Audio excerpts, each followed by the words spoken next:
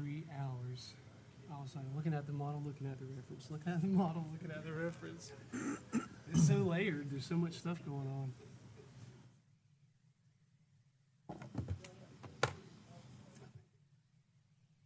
It does. Oh, here we go again. Okay. Hey, Dylan, is there a way, sorry, not Dylan, Jamie, sorry. You got problems over there? Well, it shuts off, it shuts off so often. Is there a way to lengthen the time that it shuts off, especially during a meeting, or do I have? It was supposed to be like an hour. Yeah, no, it does, Ours it's on like every 5 vacation, not minutes. over here. Okay, We'll take a look at it. okay, thank you. I'm sure the other commissioners have the Huh? same issue. Yeah, mine shuts off after. Okay, so she's gonna take your Hour. place I'll there? double check the settings. Okay. Yeah, no, it's not. Thank you. Oh, how are you feeling? Okay, we'll call the Clewiston Commission Workshop Special Meeting Agenda to order. It's June 4th, 2025, 10 a.m. If you would stand and join me in a prayer and a pledge of allegiance. Lord, we do thank you for this day. We thank you, Lord, for the city's business, and we ask for your guidance and your leading today on every decision, what's best for the citizens, what's best for our city. And we give you thanks for it. In Jesus' name we pray. Amen. Amen. I pledge allegiance to the flag of the United States of America and to the republic for which it stands, one nation, under God, indivisible, with liberty and justice for all.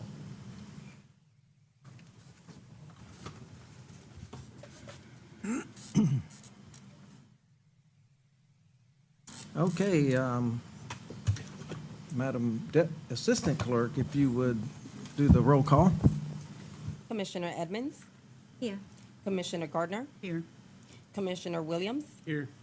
Vice Mayor Heislow, Here. and Mayor Pittman. Here. Okay, any changes or deletions? No changes, Mayor. Okay, the agenda is as stands. Comments from the public on any non-agenda items? Okay, seeing no movement, we will move right on to discussions. We have several discussions today, and it's a meeting and a workshop, so decisions can be voted on during this meeting. The first one is the discussion and direction for our legal services. As you guys know, we've had a couple of presentations at the last workshop/meeting, and I think we've all had a chance to review the presentation material. So it's open for discussion if we would like to retain, keep the same counsel or retain new legal services.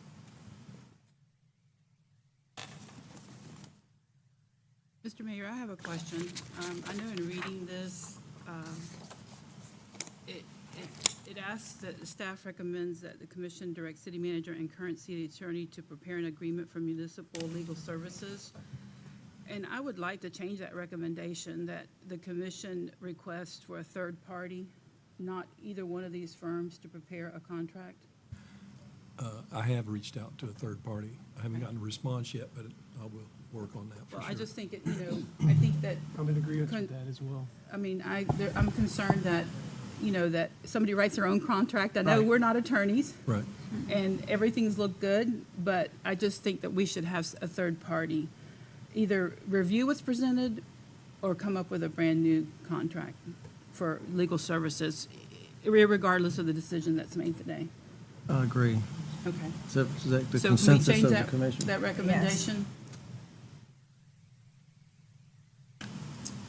Okay, so, yeah, I'm in agreement with that. If whoever's chosen today, they can present one, but I think if we have it reviewed Yeah. by a third party would be, I believe that would be for the best. I'll go ahead and keep talking then. Both presentations were good. I think that with the changes that have come, from Mr. Brandenburg Sr. to Mr. Brandenburg Jr., and now a new firm that he's affiliated with all of that always being on the East Coast, I really, truly believe that a firm that's in Southwest Florida would be in the best interest of the community. And so I'll make a motion to go with Gray Robinson. I second that. Okay, we have a motion and a second. Any further discussion, any further comments by the commission? I personally think Gray Robinson's presentation was head and shoulders above. I like the fact that they are well diversified in, the many things we're fixing to face with annexation and just many, many things that we're facing. So I do like the fact of a home, a small firm that's also very focused on our needs. But in this case, I have to agree with Commissioner Gardner, and I think we should probably move to a firm that's not only on the West Coast, but has more capabilities. But anyway, I'm not displeased necessarily with Dylan's work that he's done over the last few years with us. So it's really not a reflection on his ability, but I think going with a new firm is probably, in my opinion, good at this moment. So any other discussion? I agree. I think being in the 20th Circuit is what's best for us here. So they're big. They're all the way up in Tallahassee. They know what they've got going on. When they came in here and they gave us that presentation, they were spot on with everything that we were doing here and what we're looking to do going forward. So I was impressed with what Gray Robinson had to offer. So it was not that I was displeased with Dylan either, but Gray Robinson looked like the better choice for us right now. Okay, anything else? We have a motion and a second by Williams. Any further discussion? All in favor? Aye. Any opposed? Okay, motion carries. Now, Mr. Brandenburg's services will be retained until the 16th of this month. So we'll make sure that we have a contract in place by the 16th for you all to vote for. Be the first item so that they can shift roles. Okay. So can I repeat the motion? I'm sorry, I'm letting Francesca learn, but try not to take over. But you want the motion to move to Gray Robinson with the recommended changes in the recommendation. That's my understanding. Everybody agrees with that? Okay. Agreed. Sorry, Francesca. Okay. No, that's fine. We want it to be clear, so. Any other questions, please speak up now. All right. We're gonna add Mr. Brandenburg in the meeting now to finish this, so we can have legal representation, but we'll take care of this. We don't have to repeat it. Okay. You need to let them know, I guess. I think she means they will. Oh, okay. Okay. All right, let us know when, you on there, Dylan? Yes, sir. Okay, good. All right, we're moving on to agenda item number 2, which is discuss and direct the staff on how to proceed regarding Ventura Avenue. I believe David's here today to kind of brief us again. Johnson Engineering.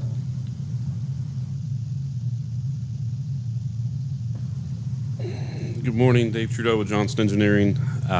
Since our last meeting, we've had a couple meetings with Ms. Joanne and discussed some additional parking on some side streets to account for some of the lost spots in front of their buildings and workplaces. The intent of today, and after talking with Danny, would be to approve the design as is and then come in with a change order to add those spots on the side roads. This project's been going on for a long time. We want to get it in DOT's hands for their final review, get it built, but then also working in parallel to get additional spots down Central, down WCO, and to make up for some of those frontage spots. Those additional spots, I don't want to present those today because those haven't gone to Tetra Tech yet for feasibility. I know Danny and I and Joanne have walked over there. It looks like they should fit. Doesn't look like there should be an issue with what we discussed, but I want to put it in the engineer record's hands before committing that this is the number But that and makes this is the location. that makes everybody happy. I think so. That-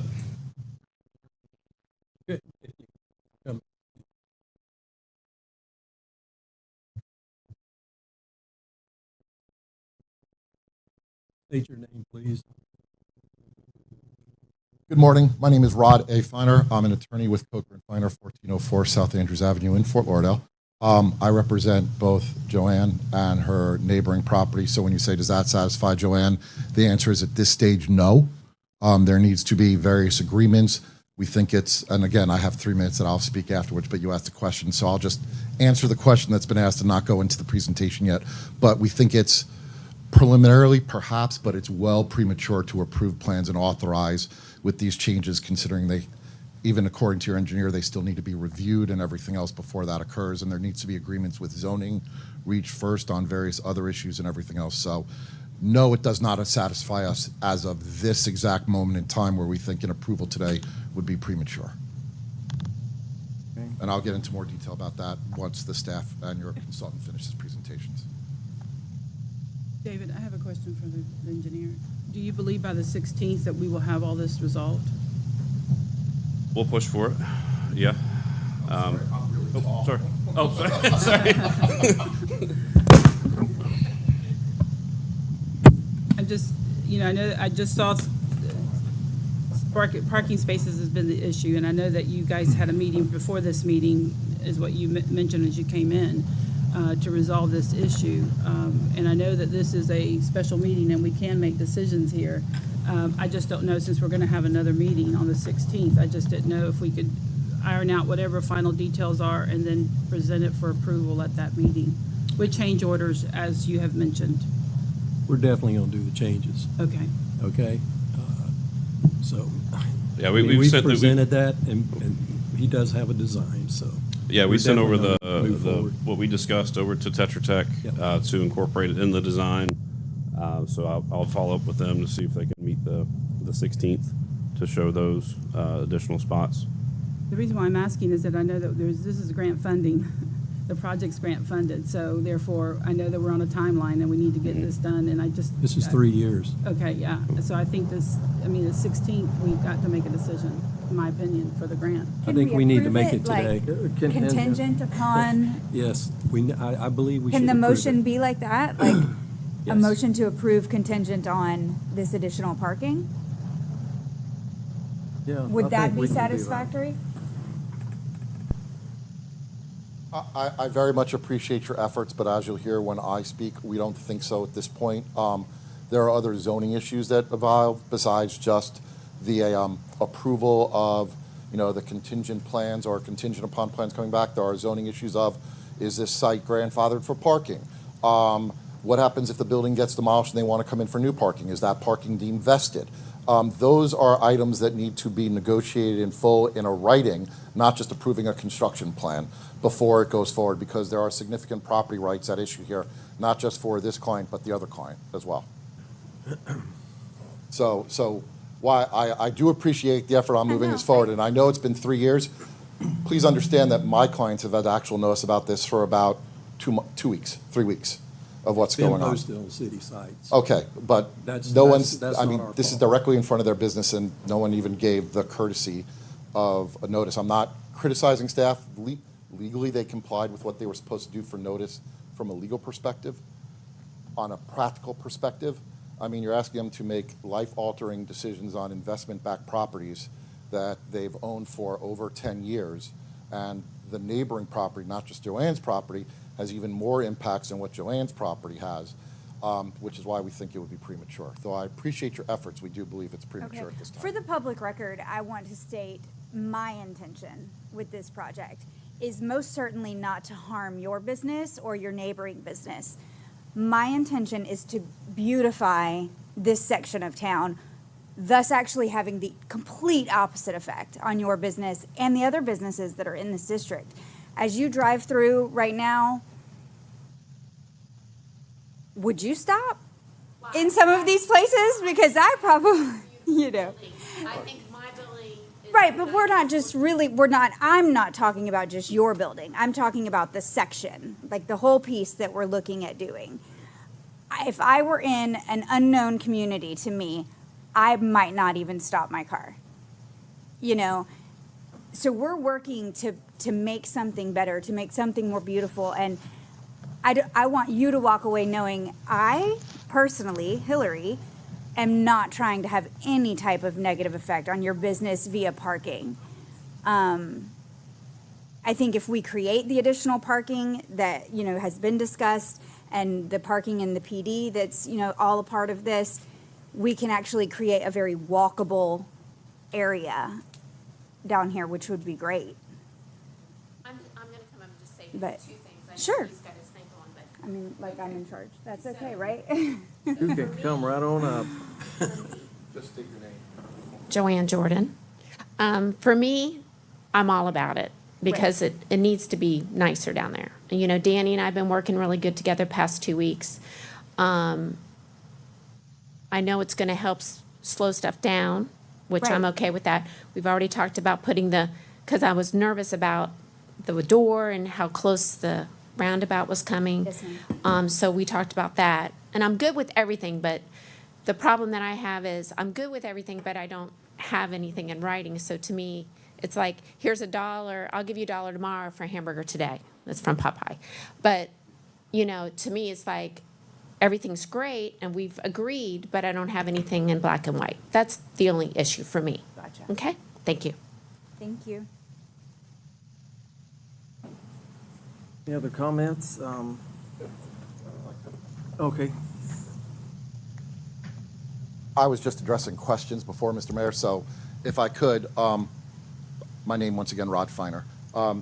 You heard from my client, Ms. Jordan, but I also represent Hanid and which is a neighboring property to Ms. As well as their tenants. They also have some different issues with what's planned, and I know they've preliminarily met with Mr. Williams, but again, we're in the preliminary stage. Primarily, when you look at the design, even as improved right now, the 13 parking spaces that are on his private property, not public property, become basically inaccessible with what's planned there. And let me just say at the beginning, I very much appreciate the efforts, as do my clients, to beautify the downtown area. They are not being obstructionists. They don't want to say, no, you can't do anything, or we're opposed to anything occurring. They want something to occur. We understand that. Yes, ma'am. Just clarify for me, Sure. what business is this? So this is the beauty store, the diner that's right there. Okay. And that's the current vacant space that's next to it. Is that plus the other business on the opposite side of the alley? The beauty supply store, I think it is, as well. That's all owned by the same customer, or the same owner, and there are 4 different tenants there. Thank you. My pleasure. So if you want the beauty parlor area, let's just call it that area, that's on the other side of the alley, there are 13 parking spaces that are on my client's property. They're not on city right-of-way, they're not on anything. The design of this project as it stands right now renders those parking spaces unusable and inaccessible, making them completely obsolete. All right? Even though you're not taking my client's property through eminent domain, we have concerns that because those parking spaces then become completely unusable, that may be the equivalent of inverse condemnation. In addition to which, we have concerns that because those spaces are inaccessible, there are issues regarding zoning and the number of required parking spaces that may be required for an area. This project, while you say, oh, it's a simple construction project, it's really not, because it dovetails into zoning approvals and whatever may occur sometime in the future. What if the property is redeveloped and they want to use those parking spaces, that those parking spaces are inaccessible? How do we deal with that from a zoning perspective down the road? There are issues that we can negotiate with staff, which we're happy to do so, and I understand that because of grant funding that this needs to be on the 16th of June agenda at the bare minimum or the maximum. We're okay with that. I've got the time. I'll clear my calendar. I'll do whatever I need to do. We'll negotiate with staff, and thankfully there's Zoom, so we can do it over Zoom too if need be, and we think we can get all that done by that time. But at this time, to presume and move on, we think it's premature for a lot of those issues. While we met with my client himself met with the engineer, and what they proposed something that might give my client 7 parking spaces instead of the 13. Those would be in the city right-of-way, by the way. So how are they dedicated exclusively to my client's use if they're located in the city's right-of-way? With all that, we just don't know the specifics of how that's going to occur, and those are significant issues to my client. In addition to that, I heard your engineer say we'd like authorization today to go to FDOT, and then we'll do change orders. That raised another issue in my brain right now, where I understand the change order process and plans change all the time as things go on. But if you're requiring FDOT approval because they're state roadways or it's a state grant or whatever the case may be, and you say, okay, this is what we've done, and you apply for a change order, I would presume then that FDOT is going to have to approve all those change orders as well. What if FDOT doesn't approve the change order? Well, then we're sit here and the promises or the representations that were made to my client of this is how we're going to do all this, even though no one's thinking of there could be a problem, there could end up being a problem. I represent a lot of developers. I've dealt with FDOT a lot, and I've represented several traffic engineers who have FDOT a lot. You never know when FDOT is going to raise a problem with something or not, where the traffic engineer might say, this should not be a problem, and then the reviewer at FDOT raises a problem and it becomes a major issue with regard to all that. And again, while we've had some solutions that have been proposed to us, as you've heard, those are in review and those are what's going on. So we don't know if those proposed solutions would fly. As a matter of fact, you don't even know what a lot of those proposed solutions are because the engineer today has said, we're still going through our review processes and sending it to our design person or whatever else, so you don't know what this, you haven't even seen what those proposed changes might be or solutions. So approving something subject to that later on when you don't know what they are, I would suggest at least let him present the plans to you in a graphic drawing where we could see them in a graphic drawing instead of a hand-drawn sketch or something like that. All of this is premature at this time. You know, we've shown a willingness to work with the city. We've met with the city right away when they came in designs after we explained this last time. We understand some of what's going on. But until we iron out the rest of those issues, the zoning issues that go along with this, you know, they were talking about doing some private work on Miss Jordan's property, paving Miss Jordan's property, putting drainage on Miss Jordan's property, putting parking spaces on Miss Jordan's property. Well, that's not before you today. It's not in any type of agreement where we would have that done, where it needs to be if you're going to come onto someone's private land and improve someone's private land, that needs to be part of an agreement. Excuse me, that's Miss Jordan, that's not us. She would do it. Well, she told me that the city was going to do that. No, we're not doing that. Well, that's No, another no, issue you- because you if they're back talking, that up. so that raises a complete other issue of why this is premature, because while we talked about something, there's obviously not agreement, right? You just heard the city manager and I saying that's not what we said, and Ms. Jordan was under a different impression. So this leads to a lot of significant concerns that we have taking action at this time, not the least of which is also the loss of my client's 13 parking spaces. The engineer potentially coming up with 6 or 7, that still leaves a deficit of 7 parking spaces. So how does that handle from a zoning perspective going forward, and several other matters. Now, we think we can have some, that's my time? All right, so I would just ask for 30 seconds to conclude. Mr. Mayor, if that's okay. Yeah, Thank you. So like I said, and I don't mean to be repetitive, and I know my time is up, as you've heard today, so on some of the back and forth and whatever we've had, I reiterate, we want to work with the city. Our intent is not to be obstructionist. We like the idea of what's going on. At this point, approving what we have going on, especially with some of the other concerns we have here, we think the approval at this point is premature, and I believe that we could get everything resolved by the 13th, understanding that you have grant monies that are involved, and we do not want you losing your grant monies. Okay, any other comments, questions? So what's on the table is approving it contingent or moving it to the 16th? We will vote on the 16th if we push it. So whatever the commission's pleasure is. Just giving the extra time to get this, make sure that everything that the city needs to get done on this project, noting the concerns and the agreements that have already been made, I think staff can come back with a plan to present to us for the 16th. Good with that, David? Yeah, I'm good with that. I'll push Tetra Tech. We'll jump in if we need to make sure we get these fully designed and presented. Working with Danny and folks ahead of that meeting, so. Okay, That's the direction. I gotta be inclined to agree with Dave, whatever our engineer thinks would be best, if he thinks. We'll bring it back to 16th. the 16th.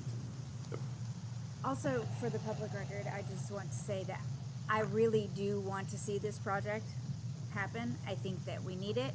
Badly. We need people to slow down. We need to start some of this beautification stuff. It's been a very long time coming. I'm anxious to see us work with these private property owners to make sure that, we are being appreciative of their rights and as business owners here in Clewiston, we don't want to, get a reputation Yeah, for right. not being a business-friendly community. I think that's very important. But somewhere there is balance, between protecting these private business owners and allowing for growth, beautification, enforcements for speed and whatnot. And I'm anxious to see the city staff and consultants get that done for us. So We'll take thank care you. of it. I like it. Yep. Thank you. Okay, so staff has the direction. Okay, we're going to move on to item 4 then. Direct staff how to proceed regarding the City of Clewiston's comprehensive plan.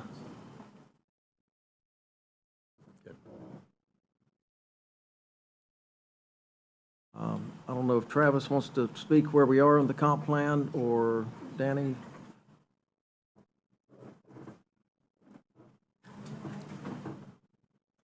Oh, I'm sorry, I thought we were on to the emergency services was next, right?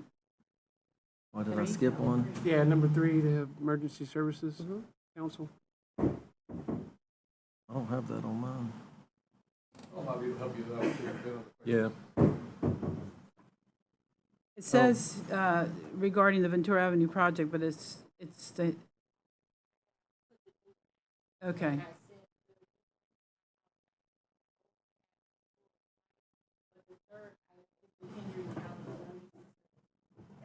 Oh, the council, yeah. Okay, I didn't update mine. All right. Here. I'll share.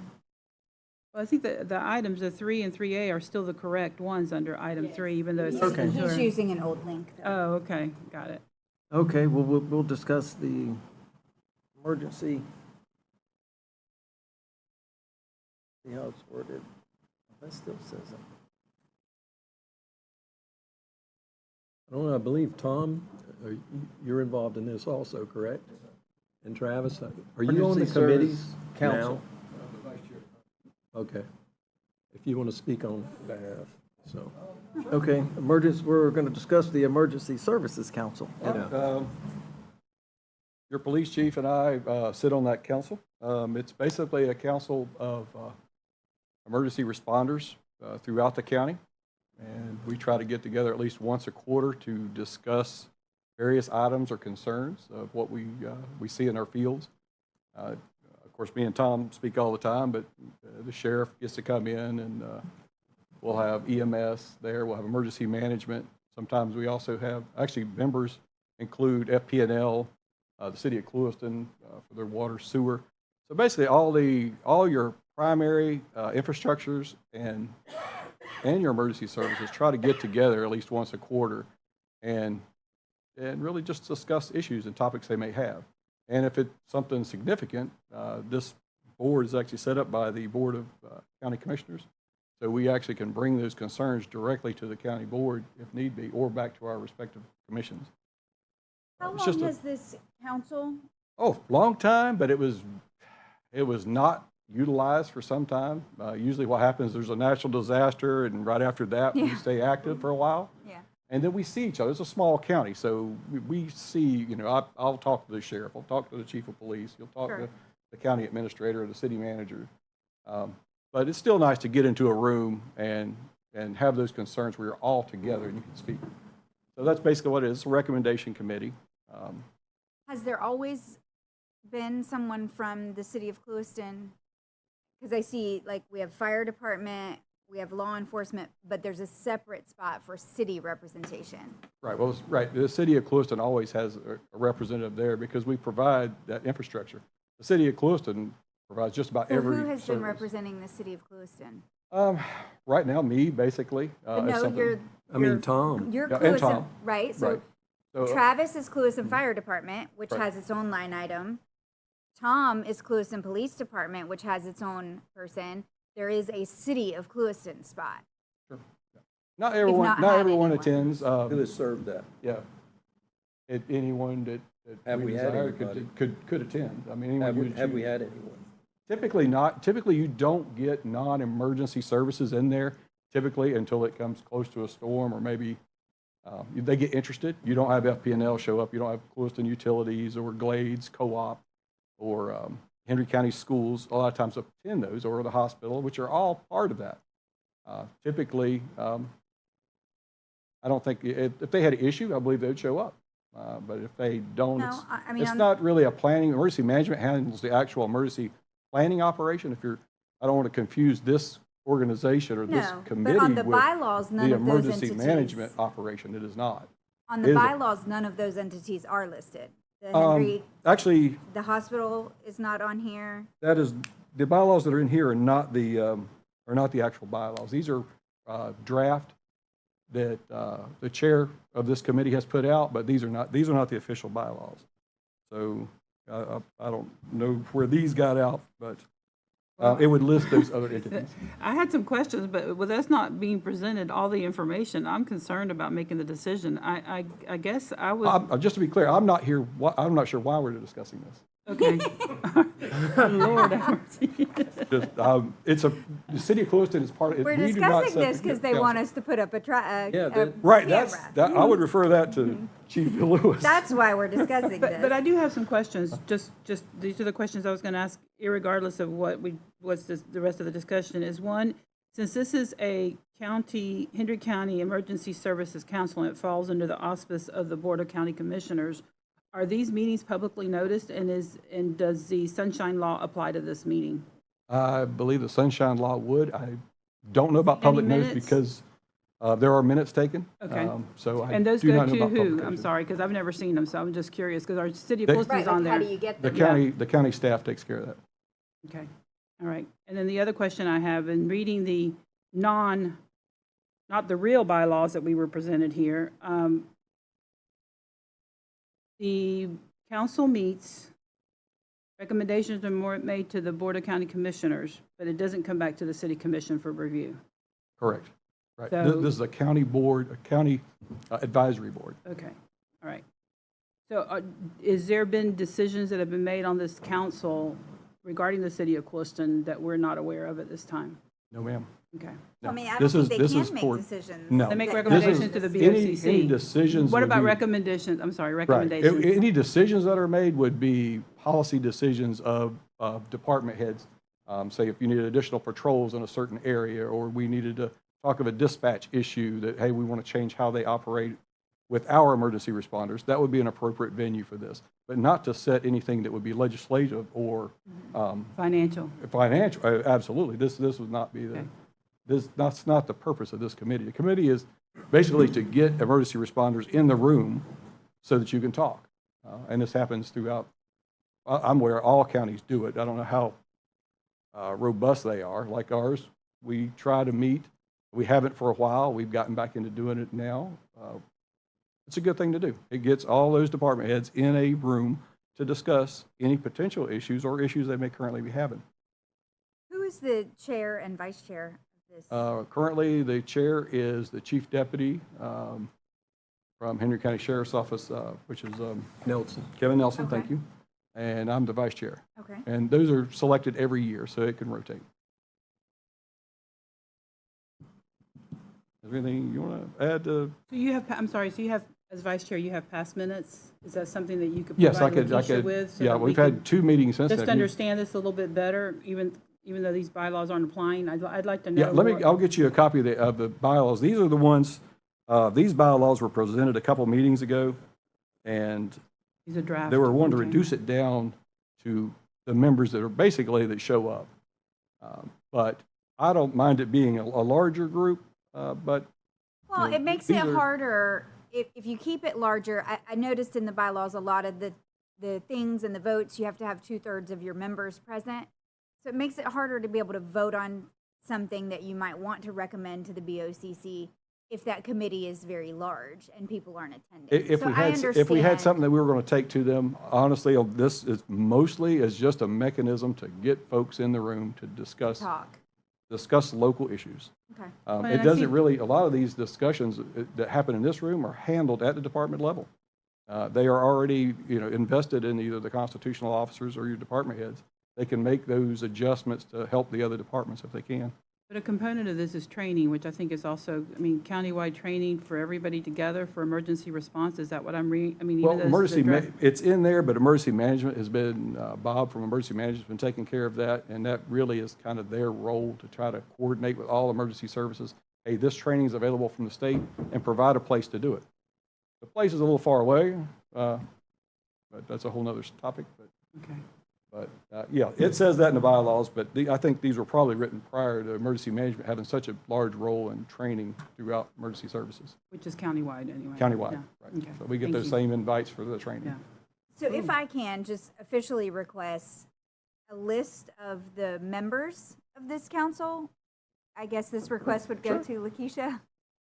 No, you can give it to me. That's fine. A list of members, Yeah, who are on this council, and then like Commissioner Gardner, just to see a couple of the past minutes, so that Absolutely. we I would be understand glad to what share it they're with you. doing. Get all the minutes, every meeting. Okay, well then, as the mayor wants, all the minutes, or at least access to them.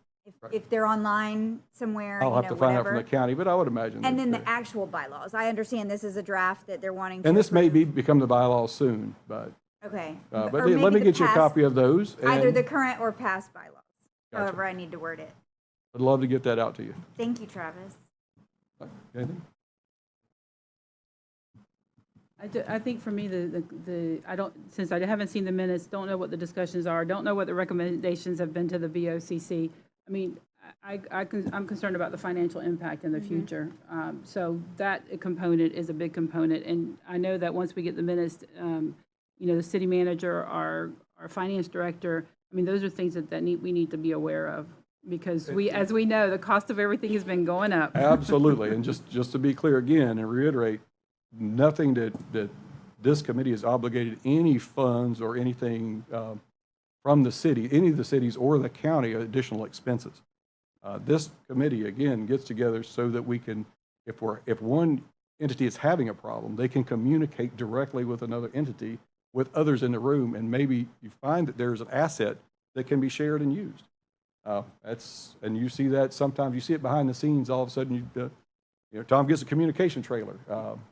Things like that. Well, I can mean, happen. I'm just going to be honest. I think at this point, we know that this committee is going to be generating income as opposed to, No, well, I mean, yeah, there has been some discussion. of there'll that, be but I some don't wanna go into that. advisory, So Yeah. they'll have That- some that's a- advising ability on some funds that are coming in. Yeah, someone want to bring other Maybe things to that's the the way to say it, but we need to make sure that, that the city of Clewiston has, I think I you picked up on what you're talking about there, which is we want to fill our slot. subcommittee Yeah. of that there has been some discussion of forming a subcommittee that had a commissioner from every elected board on it to deal with school zone cameras. And that might be what you're referring to. That has not been done. But isn't this part of this?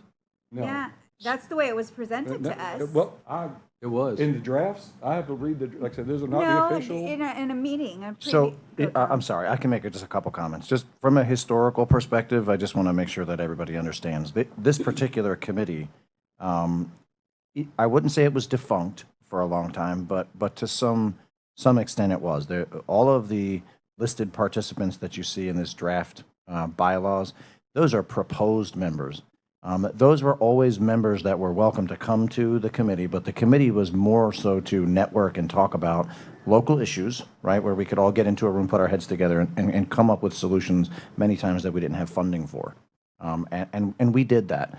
And folks came, when they wanted, but we would go a long time with no meetings and no minutes. It was never really that formalized where I definitely don't want to create the expectation that there's going to be some records of meeting minutes of meetings. I think more so you'd probably find out that there was no formal meeting.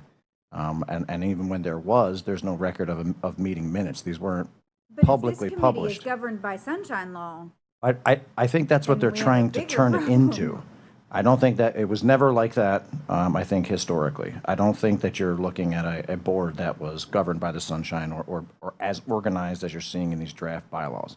So Okay. just from a historical perspective, I just definitely don't want there to be any kind of expectation and then you guys just don't have access to those records or they don't exist. and I'm coming from, this committee was formed way before I got here. I've been here just over 4 years. And in that 4-year period, we have just now recently started to actually organize and become more formalized and try to write down bylaws and treat these committee meetings like they're being recorded and so What forth. prompted that? I would say unmistakably, without question, it is the speed cameras and the fact that there is funding coming in. The law under these cameras states that they have to be for quote-unquote public safety initiatives. And the sheriff's office and other entities wanted to form a committee to make recommendations to the county commission on how they're going to spend those funds. I mean, I think that's obvious to everybody. And so, but again, I just don't want there to be some sort of historical expectation that this board has been meeting every quarter and that there's meeting minutes and things of that nature. I just don't believe that's true. I hope I answered some questions. Sounds like you did. Well, so, I mean, if there's any minutes, present them. Otherwise, keep us posted on what's happening, and we will want to see, besides you two, I think we should at least have someone from staff. I'm not interested in joining another committee, but if a commissioner wants to fill that position, speak up. If not, we can assign I staff. agree with staff. I think either the city manager or the finance director because of the impact yeah. going forward. Just because I know how many meetings you have, the finance director is who came to me while we were sitting here. And if I just may say one other thing, I mean, I know we're talking about filling that role. These are draft bylaws as far as like who the committee members are and how many folks the City of Clewiston or the police department or the fire department or any of those entities have. It doesn't necessarily have to be that makeup. I think this is in such the infancy stages of development, if you will, of formalizing this particular type. I don't know that we still don't have a discussion in there as to whether or not we're going to have two members, from a certain entity or combine other entities or what have you. I think everything is really kind of in that discussion phase as far as organization. I would say, as far as the organization itself goes, like you brought up the Henry Regional, the Henry County School Board, I don't think it's a bad idea to have them on your list of actual members. You know, when we look at school safety and things like that, it's imperative that someone from the district be in the room for that discussion. When we look at the situation that took place with COVID, it would have been ideal to have someone from Henry Regional in that room. So historically, this committee or this group of people basically that just kind of got together, the main stakeholders in that whole public safety arena, you had folks from FPL, you had folks from the hospital, you had folks from a lot of other areas. I think the focus of this new idea, these new draft bylaws, the new organizational structure was to exclude those folks, so that way discussions on recommending funding for quote-unquote public safety initiatives, which is what the law requires you use the funds for the speed cameras for, would be, again, more focused on police, fire, EMS, and that kind of thing. I think that was intentional. So whether or not we move forward and that's how it ultimately is organized, I just throw that out there as I think that was the idea. I mean, my feedback still stands. I'm just trying to give you guys a good knowledge base. Public That's all. safety, 100%. Schools can fall under public safety. Yeah, well, yeah. And so I agree, 100%. But that was the discussion in that committee. So Yeah. just so you guys know. Thank you for your feedback, though. We don't want the committee to get hijacked by schools on cameras. That's what it sounds like it's going. That is not a major focus. It's just somehow that ended It's up what over revived it. there. Okay, That wasn't why it was revived. if the school zone cameras are anywhere involved in this committee, this thing's gonna get, these people are so against these cameras. The citizens of Clewiston and LaBelle, they don't want these cameras. So they're gonna do everything in their power to, try to control what happens in this committee and have a grip on who attends these meetings and where it all goes. And we want people to participate. Right. Having a controversial topic there is not what we want, because we need these people in the room talking. And that's how you get the best bang for your buck on your taxes. These entities are talking with each other. We don't want to be autonomous and standalone departments where we're duplicating services. We're doing something that just doesn't make any sense. You need to put them in a room together. But the school zone stuff is completely separate. Yes, it's been discussed in there because it's such a good topic. I prefer not to dwell on that and focus on that, because that's not the intent of what this. This is for Get people public safety, It's not just a shame each that that's department safety. why we got where we are today, to have this discussion. You know, I mean, now we're expected to like remove that from the equation, but that's literally the school zone cameras are the actual only reason we're talking about this document. I believe it. So it's Before, really hard nobody's ever mentally asked to me about take this. that This is apart that I've at served this on, point. The city of Clewiston has been chair of before. And you're right, that's the only reason that we're talking about it. I mean, the reality is it was a somewhat of a defunct committee. We did get together. I don't want to say that we did not. Bob over at Emergency Management is phenomenal. He's definitely a networker. He pulls people together. And we did sit down, Travis and EMS and all those folks.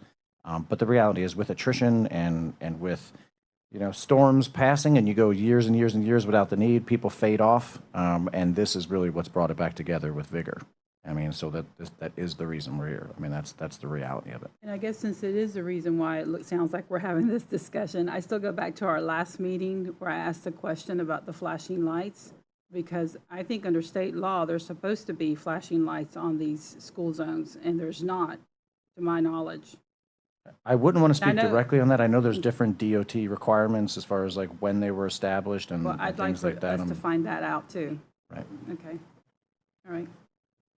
And if that were the case, we would be responsible for the one flashing light that's within the city limits. I would imagine. This committee right? would be countywide. Yeah. Yeah. Yeah. So I just want that clarified. I didn't get clarification at the last meeting that said that something was going to happen afterwards. I just don't know when afterwards is, and if the signs aren't complying with state law with the flashing lights, then, That's no problem. I'll personally get you an answer to that. Okay. I believe that is why we're here today. That is what brought this back, is the cameras. So what do you guys think of the cameras? Because I think we do need to discuss that, and that's why this Well, is here, because I know Chief Nelson sent us an email.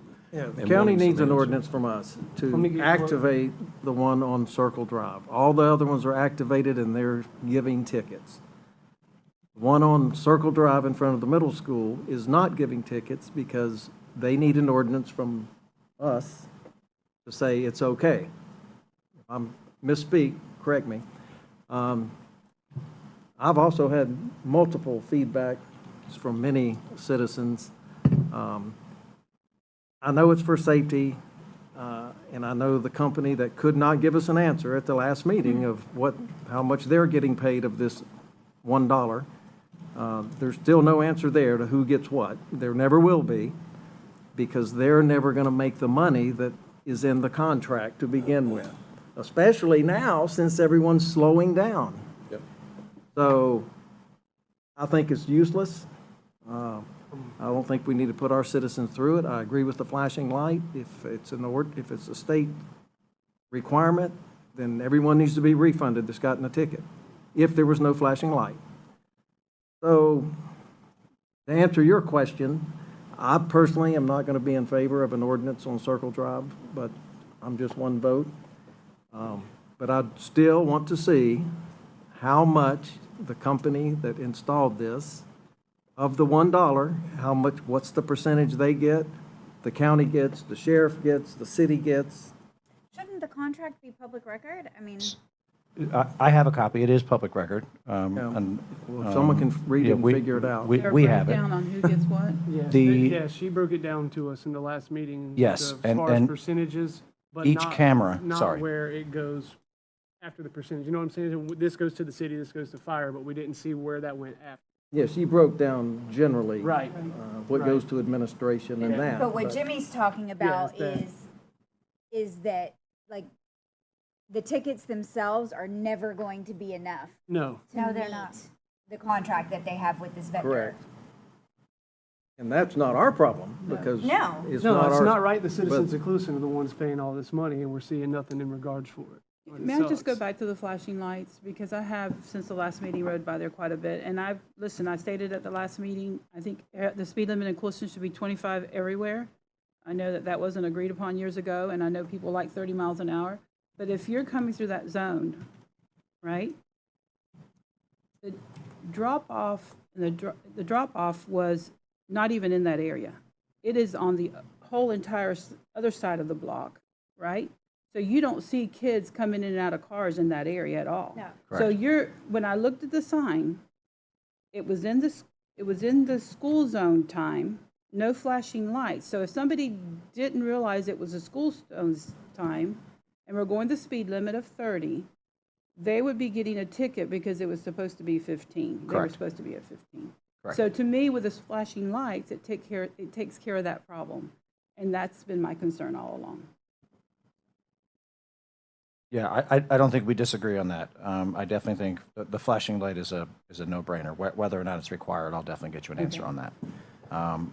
And I echo Travis's comments. I don't think that we should blend the importance of this committee solely with the discussion. I mean, again, I think it's obvious that's why this was, being reorganized and really being put together. But the committee itself is an extremely positive one where, all of the entities in public safety actually get together to solve problems. And so from that perspective, it's important and we need to keep that in place. How it is particularly structured and whether or not the city has, a desire to have representation on that, I think is a separate issue that is, again, obviously has come up because of the potential revenue that is going to be generated from the speed cameras. But hopefully I answered most of your questions. So what I'm hearing is once the bylaws are made official, you'll come back and let us know if we need to or we would like a seat at the table besides 2 staff members, maybe a third. That's maybe, Is there a point in time where we're going to vote to either agree or disagree with the red light camera that's on city property? I think that's what they want, yes. That's what this generated this. Oh, well, But this I is, can kick that off. yeah, but we don't have anything before us on that topic yet. I mean, we just have, and I guess when you talk about the council and the importance of getting together countywide, I mean, don't we have an emergency management team already? Could they not be the ones that are overseeing this? I mean, why have a separate council from the emergency management? So emergency management actually is the planner for the county.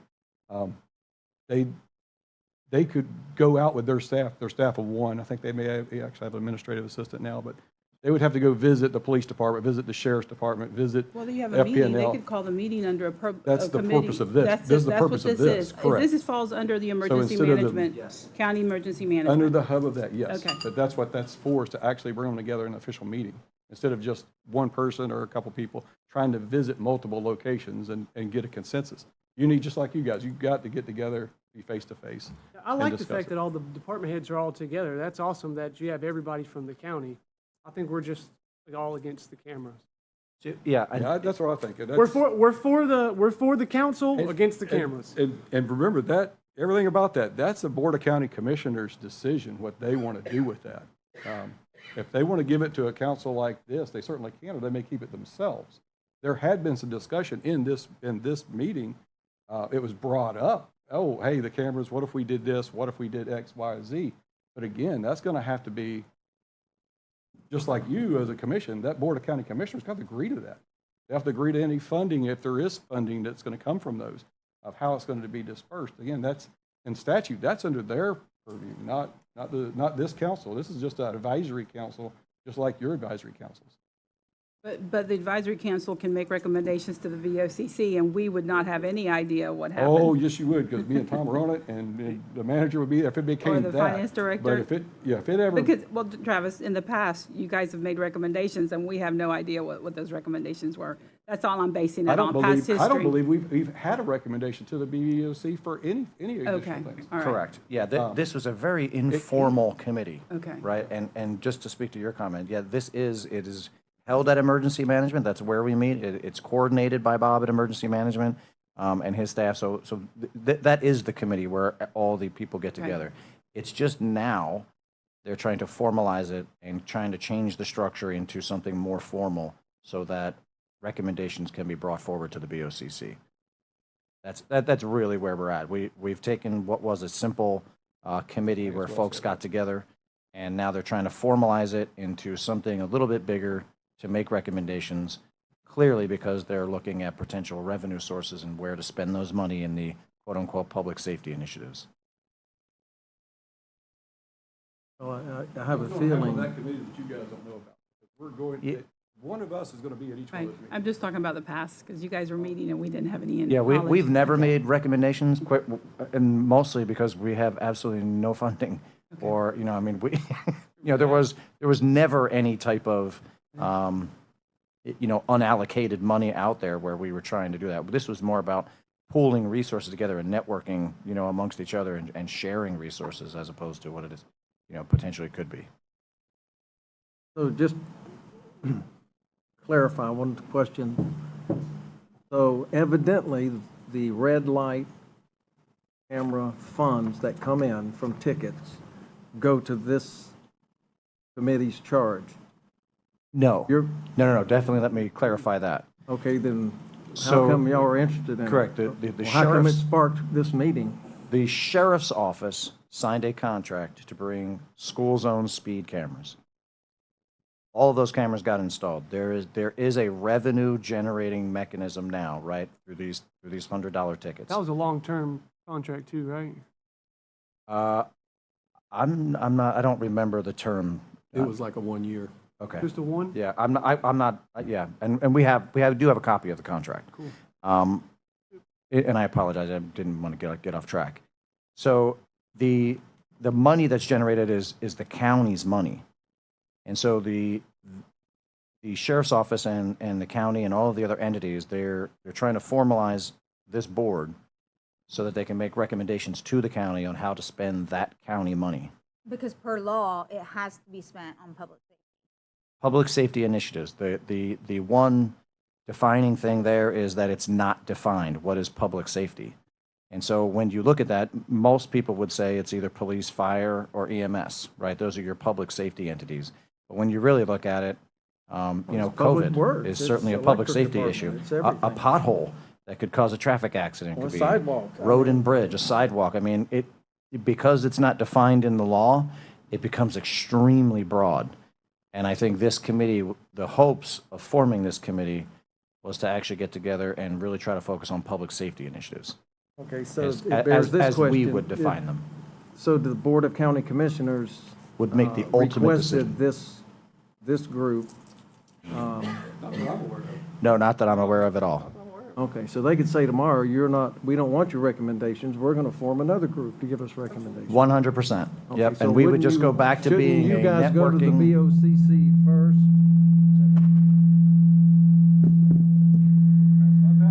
Not sure who turned one on. Oh, is it mine? You figured it was that one? I think the speaker's kind of loud. No, it's mine. Turn the speaker I think- itself. We have the cycle. Okay. Yeah. Oh, yeah. Is that me? Sorry, hang on. Hang on, let me figure this out. Darn technology. Hello, hello. I'm on.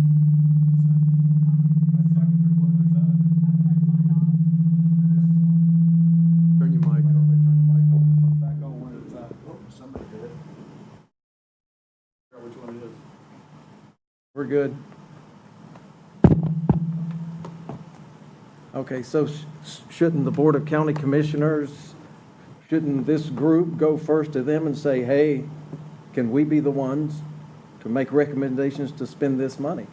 I mean, why would they just assume they're the ones without the commission's approval? That's a phenomenal question, and I don't have an answer for There, that. because I don't think we're gonna get anything further, other than, is there a consensus, or do we even need to make a motion to not write the ordinance for the East Circle Drive cameras?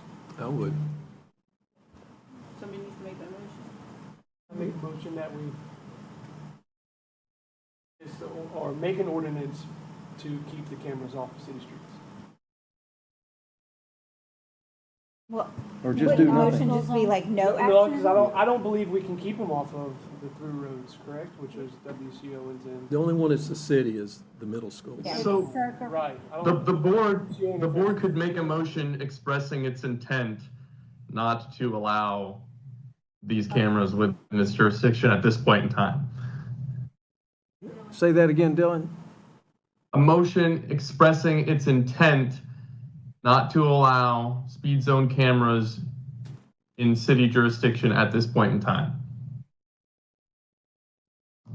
Okay, so do a motion for that. If the board wants to express its opinion in a formal way, that would be the recommendation. I don't know if it'd be appropriate to create a new ordinance spelling that out when you could just express your intent through a formal motion. If the board choose to do so.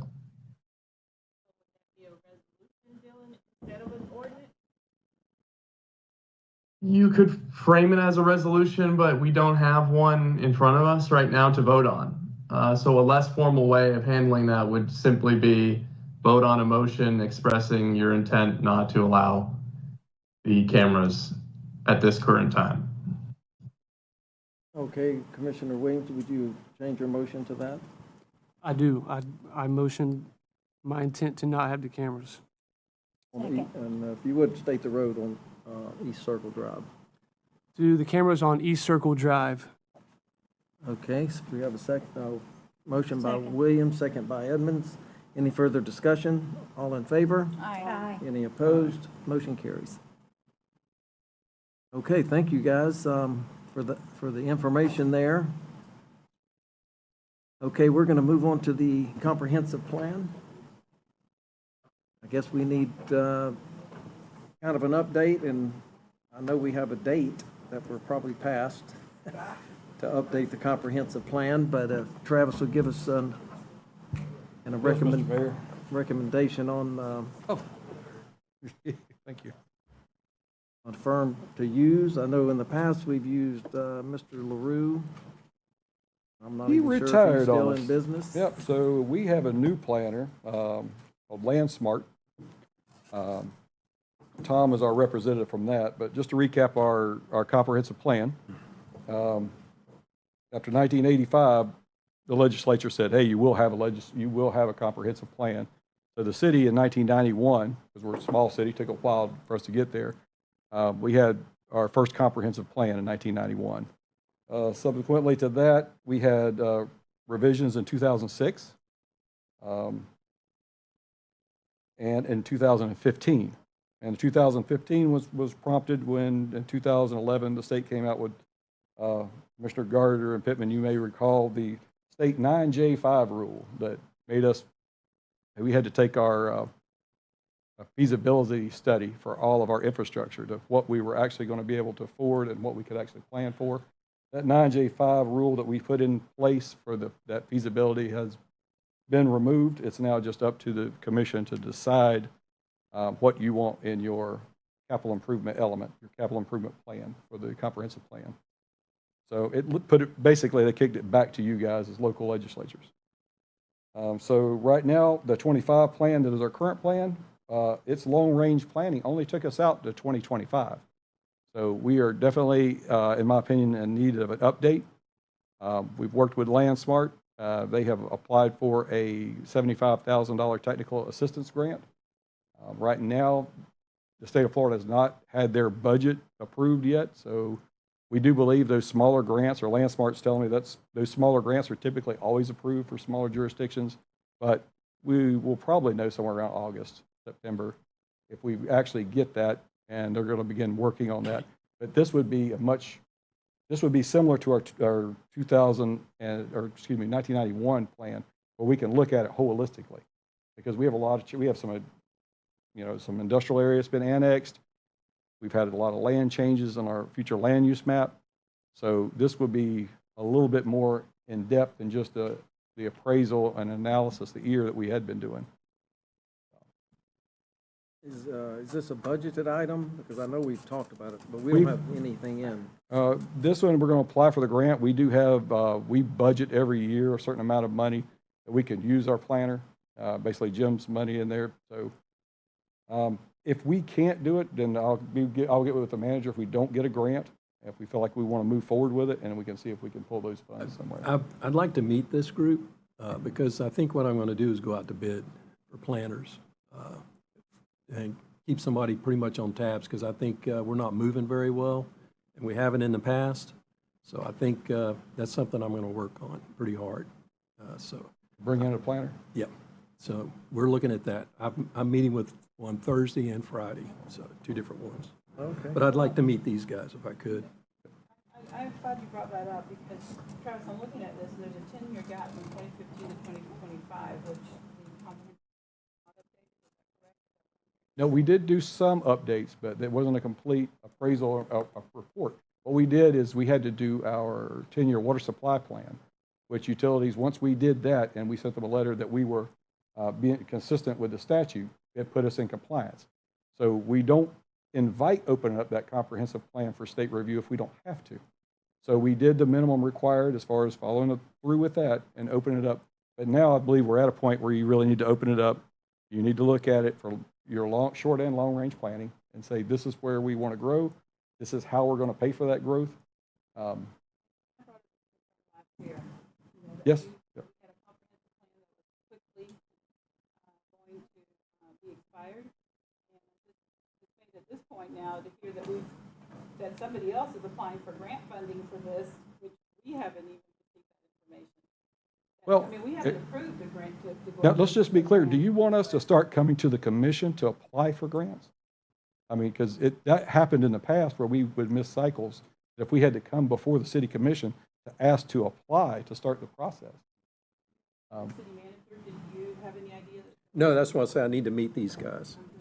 I need to get on board with Figure it. out, you know, But I realize we're on a deadline, but it's a deadline that's been created by not addressing this previously, right? And now to know that somebody who is applying for a grant for us that we don't even know about. I mean, I know that there's grant cycles, but I thought that, you know, budgeting one thing, but I'm just concerned that now we're applying for a grant that we had no idea we were applying for. And that does give me concern as a staff that we want to make sure that, is the commission asking us that if we apply for any type of assistant grant, which is like, I do forestry grants all the time. I just closed one out. I'm doing another one. Is that like forestry assistant grants, things, smaller grants? I mean, I think the dollar amount probably would have. okay, right. Okay. But this is at 75,000. Okay, just wanted to clarify that I wasn't working outside what you guys are authorizing us to do. I don't know what the requirements are, and Lakeisha, as the clerk, if there's any guidance you can give us on this. Oh, No, I was just, you know, the application of this grant at 75,000, and this is the first we heard about it. I just didn't know if there was a process, if Danny wasn't aware of it either, you know, what's the process is for us to apply for these grant fundings. I just wanted to bring that up, that, you know, this is the first we heard about it. And now that okay. the city manager has looking at something differently, and that I know that realize that we're on a deadline, but it's a deadline of our own making because we didn't go out previously to try to get this fixed. Oh, I don't believe it's a deadline of our own making because we didn't plan for this last year. We did talk about it with Mr. LaRue. I think he was just ready to retire. I don't think he wanted to take on a larger project. And we were in compliance, and we still are in compliance. We're not out of compliance. So there's no issue now, but we will get out of compliance if we don't move forward with it. My suggestion is we use the larger grant if we can and get a comprehensive plan, a major update done to it, not to simply just keep meeting the minimums. But I would like to invite Landsmart here to actually talk to you about that. That's the experts in the field, not myself. I can help you and point you in the right direction, but they are really the subject matter experts.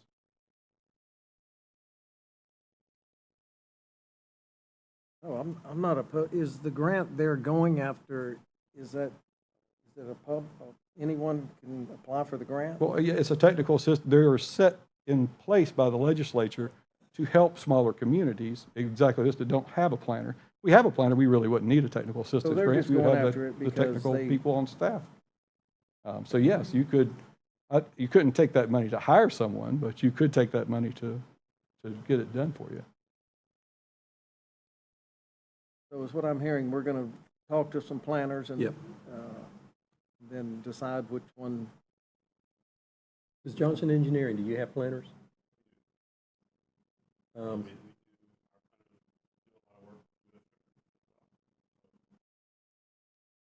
you have them talk to me?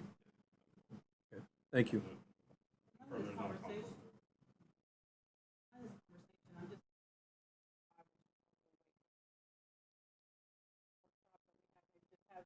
It's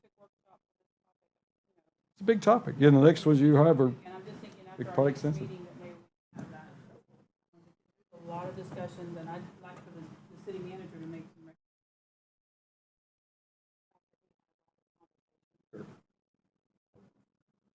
Okay, so we're good on number 4. You guys know what we're gonna do. Work on selecting a planner and applying for the grant. And then, I don't know if it'll be done by June 16th, but hopefully in the next couple of meetings, we can. Well, the grant will take will take a while. Yeah, you said But maybe you do want us August. to move forward with applying for a technical assistant grant for that. I'm hearing that correctly. That, I think it's a good that's idea. what we got to do, yeah, go for the grant, I mean, that's fine. Yes, sir. Okay, All right. Any other questions? All right, thank you. I think we're good.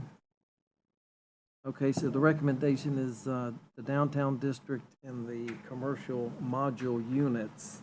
Wait till we get more information and recommendations. No, no. I'm just thinking 4 and 5, Oh, we should have another Yeah, workshop this was the to- comprehensive plan, and then 5, the downtown district. Because of the fact that he's talking about planners. I mean, we're not planners. Right. And Travis, Yeah. is, you know, he has this experience, but he's not a planner either. So I'm just thinking that we really should have some extra help on this, because these decisions are going to impact the city for many years. Okay. Okay, is that the commission okay with moving that? If Yeah, we can everybody's table in that to the meeting. agreement, we'll move on to number 6 then, commercial module units, which came up because of a recent non-permitted installation over on Pasadena. Yeah, and there probably was some misunderstanding between what is a site built, what is modular, and what is mobile. Gotcha. My apologies. All right, we're on that agenda item. So I printed out something for you that might help you from. Some discussion came up on a modular building, and you're correct, Mayor. They did not have a permit. They had a land development permit for parking lot, sidewalks, and approved location of where they're going to put their modulars. They got that. They started making their development, making their improvements. When the modulars got delivered prior to permitting, we found that they were used units, which opens up a whole new can of problems for the developer. Because modulars, and I brought a copy of what we have to deal with. These are all state statutes. These are not city requirements, but it ties into the planning. I won't bore you with a lot of stuff, but just to let you know that Florida Statute 553 does require that the city accept buildings and modular construction. It's the same as a site-built product, meaning if you're going to build a nice square box out of brick and mortar, wood, metal, you can also buy that thing manufactured already that has a DCA sticker on it that's already been pre-inspected, and it can be placed on that site. And your building code inspectors that are inspecting state law building codes are not allowed to go in and pull the walls down and look at them and make any kind of additional inspections. Now, with that being said, it specifically in that same statute gives you guys as legislatures, the commission, the ability to set aesthetics, setback, access, anything to do with how those units look and where they're placed, as long as, and here's a big caveat, as long as you are treating site-built homes or site-built buildings the same. You may not, the state has preempted you to say that you cannot make a rule against a modular building any different than you would a site-built home or site-built, I keep saying home, but a site-built building. So I just want to make sure that the board is clear on that. So if you build a square box out of concrete and you don't have any aesthetic ordinances or any ordinances that say anything otherwise, you can build that. And if I choose to purchase it as a modular unit and have it brought there and put together in pieces, you can't stop that either. But you can make ordinances as to all those other zoning issues, aesthetic issues, landscape issues, all that is left to you. They're just simply, when we talk modular, it's the same as site-built. Do not confuse that with mobile. Mobile home by HUD, which is certified differently, those are mobile home units. They are not allowed in any district but your mobile home district. Now, we had a little problem with this, I would say, 6 years ago, maybe 7 years ago, where in a residential setting, a modular came in and the neighbors came to us and said, this is ridiculous, you're putting a mobile home here. And we had to explain to them, it's not a mobile home because it is certified by DCA as a modular, even though it looked just like a mobile home. So the commission at that time said, okay, look, that's not going to happen again on a residential house. So we passed ordinances where you can still site that modular in a residential area, but if it's residential, it has to have a certain pitch roof, it has to have certain overhangs, it has to have covered entries. So it will have a curb appeal to look like a site-built home. So the site-built homes have to have it, and the modulars have to have it. You have no such ordinance that regulates anything in the commercial area. So no aesthetics. So that kind of goes right back and ties in later as you're looking holistically at your ordinances. And I know I've heard this board talk about it, about different color houses being painted that maybe are kind of crazy. And you want to put a Quonset hut or a tin building up on US 27, today you can. So as we're doing through our comprehensive plan, I would love to fall right into some more regulations of what do you want to see? How do you want it to look? And So you're saying our Main Street corridor plan did not address that issue? It did not. We took all that out. It was originally in there. We originally talked about color schemes, architectural review committee. Quonset hut is what I'm stuck on Quonset hut. Yeah, Quonset hut. It's a terrible idea, but legally you could not restrict them today if they went up in one of these vacant lots and put, as long as it was a permitted use, they could do that. Okay.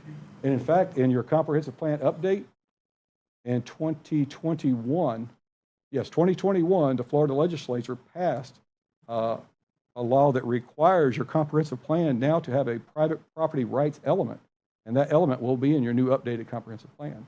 And it spells out those things. So it doesn't take anything away from you, but it does require you to make those rules ahead of time to say, look, this is how our standards are going to be. So you're saying our hands are kind of tied right now with those buildings over there? Not with those. They actually hit a little snag because those are not wind rated for this area. But I don't want to mislead you that they couldn't get rid of those and bring in brand new ones that look similar. That makes sense? As right, long as yes. If they wanted to site build it and just build it out of, T111 or block, they could. We don't have any kind of, we can require their landscape, we require the parking, require dumpster enclosures, but no roof pitch, no amount of light or windows or facades, which is all available to you that you could put in place in commercial and industrial areas or downtown areas, which in past when we discussed this, I think will be easier than residential areas to get them passed. But you've already got some in residential. So I would encourage you to look towards putting some in commercial and downtown and even 27 corridor, because you do have some minimal standards in residential. But nothing today exists in those other. I think we need to develop standards. I mean, I think it's on the discussion here. City manager had it on here for us to discuss commercial module units. After hearing what you have to say, I think that we need standards. I agree. I would entertain directing staff to bring those standards back. Yep. In ordinance form. I don't know if we could have it by the 16th, but maybe by the Probably. We can give following you some ideas, but I'd really like LandSmart or someone to talk to you and give you an idea, especially in your downtown. Maybe I didn't print it out. Yeah, I think we should definitely have a planner look into it and get our ordinance in place for this. I'll start over here and pass it. I'll show you this just for quick. I know we're getting long in it, but here's an idea, and like your downtown area where you could actually regulate what it looks like above the second story and the bottom story look a little different, like a certain amount of glass, and then above it has to be some sort of different architecture. I was thinking about this one, your downtown area. Down. Just to give you a quick idea of what you can do. I'm not saying that's what you would want to do, but at least get you in the thought process that these long-range plannings are over years, over 50 years. I've just heard tonight where you're talking about your roundabout, which is dead center, almost bullseye of this redevelopment you're talking about in the downtown area. So the decisions you make now will affect what it's going to look like in the future. future sometimes is a long way away, but you gotta make plans for that. If not, you end up what you have right now at that other location. I won't say the name of it, but the Pasadena location, where you have something that's not desirable. But it's not unusual that the community sees that and then says, okay, we need to stop that, but you can't stop the ones that started it. That made it. Right. A good example is our accessory ordinance. We had, for accessory buildings, we had no standards. And then someone built a commercial building in their backyard. We didn't think anybody would do that. We changed the ordinances, restricted to 600 square foot, couldn't get any larger. And then we said, wow, that's way too restrictive. You guys started hearing a lot of complaints. So what'd you do? You changed it, allowed it to go 50% of the size of the principal structure, up to 20 feet. People started building them. We have a couple of those now. And then I've gotten calls, and the manager's gotten calls that says, wow, I didn't envision that. But that's the ordinance we put in place. And it's a living document. When you see that, say, wait, maybe that's too big. Maybe we need to tone that down a bit. We can do this. So, don't mean to take up your time there, but just some thought process. No, that was good. You explained it well. So you're telling me the accessory structure on Del Monte Avenue, I don't know the address off the top of my head. And I would just stop there. 337. Yes. It's only 50% of the main structure. 50%, yeah, it's footprint. It's 50% of the principal structure. Oh, the footprint, not Yeah. the square footage. Not the square footage. And allowed up. Could be. It Well, could be. remember, you weren't, you see, and this is why I cautioned you guys, it's how it's written. So how it's written is, you're thinking about an accessory structure that high is typically something you'll park a boat under. And we didn't really think about, what if you come in and add a second floor? But we can address that in the code, or Landspark could really help you with that. But it's a thing, it's a living document, and we learn as we go. We see those things like colors. You did not want to regulate colors, and all of a sudden there were some really wild colors, and you're like, wow. But it's difficult. One size fits all is not the answer, so you guys have to just decide what you want. You make the decision, and knowing you can always change the decision later if it doesn't really fit the community. So with that over at the Catholic Church, when are we going to remove those? They have to get a permit for them at any time. We would probably give them notice if we don't think that they can comply with the state statute, that we would have to just give them notice to remove them. I think those are so old, they don't even have engineering. So how can we say, okay, we approve these when they can't produce it? The state statute gives them 3 ways to resolve an issue of moving a modular into an area that it has to have. It has to have the engineered document and the seal affixed to it, each unit. If it doesn't have that, they can go back and go to the electronic database at DBPR, and if they filed an electronic copy, we have to accept the electronic copy. Those are probably too old. So the third way, and the only last way that you could do it, was have an engineer actually come and certify that everything in that is compliant with today's 8th edition of the Florida Building Code, the National Electrical Code, the Fire Code, and certify that. And then your reviewer would have to approve that. So they'd have to agree that actually is the case. So can they meet the wind load? I doubt it. Have So they been I think notified that the city wants them to produce one of these 3 items? that is the state law. That is for the developer and the contractor. They're aware of those 3, or they should be. That is construction 101 when it comes to modular. So what role can we play? We are in simply getting we are the this, like, zoning rectified? regulator. They take the building code out of us when it's modular, but we are still the city. We still say how it's got to look, how it's going to be set, how it's going to be affixed on the lot, how the sidewalks are going to look. But if they can't get the engineering for that building, then they're going to have to remove it and replace it with one that has the proper engineering. So if they failed to do that and it became an eyesore, then the city has every avenue through code enforcement to have it removed. I think they knew better. That's why they moved them in with no permits. And in the dark of night? Yeah, we can't speculate to that. I'm just but- going to make a comment here on this, that it is an eyesore. And here we are trying to do everything we possibly can, to enhance our neighborhoods. And for something that doesn't meet the requirements of state law, for them to move that in is disappointing. And It so is very it degrades that whole entire area, They in my could have opinion. asked that question at any time, could you, and our ordinance on, just so you know, on mobile, which is similar to modular, but we require an inspection prior to a used one being brought in. You have to certify it if it's over 5 years old or 7, I don't remember exactly what our ordinance says. But we have to look at it, make sure they're not bringing something in here that we would not be, Right. we don't want anything to bring down the neighbor's property, nothing that's going to be blighted. But as far as what they did there, that was a shock and a surprise to everyone that they brought the used units in. And we were surprised they didn't have engineering to match the wind load that they wanted to site them in. So as people continue to call us, sitting up here about those, we're to tell them we're waiting for the state? Nope, we're waiting on the developer because they do not have a permit. We have red tagged them. They had, we told them they had to submit the engineering. They were not able to produce that as of yet. So they have that third option to submit to us. So they are tagged. So, they're yeah, tagged. they have a red, yes, They're ma'am. They have a tagged. red tag on them because they started without a permit. They must have a permit. What's the timeline on? Typically, on something like that, where we think is an honest mistake, submit it. Typically, it's 30 days. It can, extend. The city manager has great abilities to extend that if we need to. But at the end of the day, We don't need to. Well, I'm just saying, we have the ability. But at the end of the day, they have to comply or they have to leave. That's the two options they have.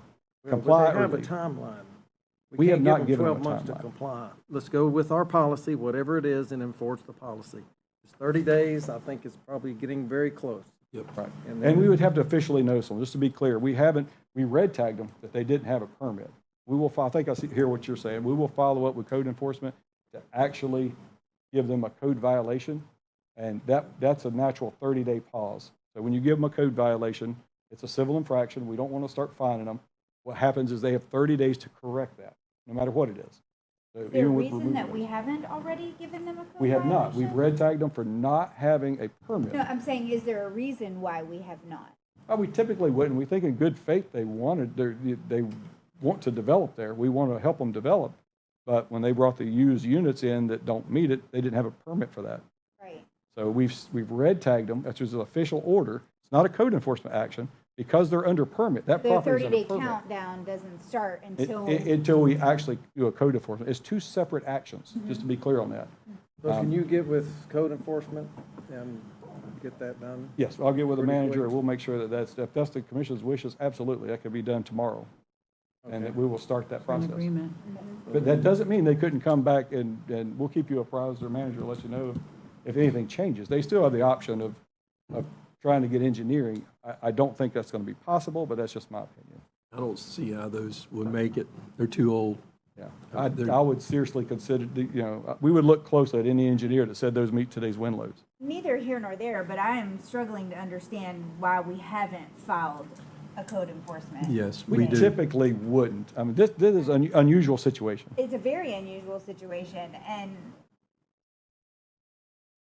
I don't know that we have a reason to, No, I think, in Tom, good faith. I think kind of address it thing. today. When we you tried brought to. these in Have with Mario no address it permit, today. and like Commissioner Williams said, kind of on the down low, there's really. Yeah, they didn't have a permit, so it's nothing against the city. And usually under construction sites, when you're talking about moving, there's a fencing, there's all kinds of things that, a property owner has to do to safeguard that property. And, the parking lot itself, I know that there was discussion about asphalt and concrete. I think all those issues need to be addressed. And I don't know if that's through code enforcement, but there's just, it's more than just one issue we're looking at. Oh, you mean on the property? On the property itself. Yes, yeah, those are, Okay, yeah. all right. yeah. Those could be separate issues, but yes, Okay, addressable. all right. Thank you. Okay, so we have direction on the modular units. Yes. I know we can't have a first reading ready by June 16th, but I would definitely like an ordinance ready. And I know we're waiting on the we can't wait on that. That's going to be 3 or 4 months. Why can't we just put an ordinance in for modular units in commercial areas Staff work on that. at a minimum to residential standards but it needs to include where the skirting would go. However you would word that to make that uniform. I see where you're going. Let me Hold on a clarify that. second. Anything for commercial building has to be the same for modular. You cannot use the word modular. You can't single out the CMU wall, brick, wood, or modular. That's already been adjudicated. We can't tell them they can't use a modular or a new standard strictly for modulars. Just keep that in mind. We need to look at some standards, but the standards are across the board for commercial buildings. But you understand where we're going? I know where you're going. Yes, Okay. yes, I understand verbiage. We could at least have that, like I said, maybe not ready for the first reading, but if we can have something to look at, we could. We don't want to get caught like this again. Right. Dylan, are you still on? Dylan, Yes, sir, I'm here. how far did you get with the one you were writing up? So I began drafting an ordinance for this, but I need assistance really from what kind of, it applies universally to essentially all buildings. When you put in place a regulation governing a modular or manufactured building, it has to also apply to any other building. So when you're thinking about how you want these regulations to look like, there's really a technical aspect of it of,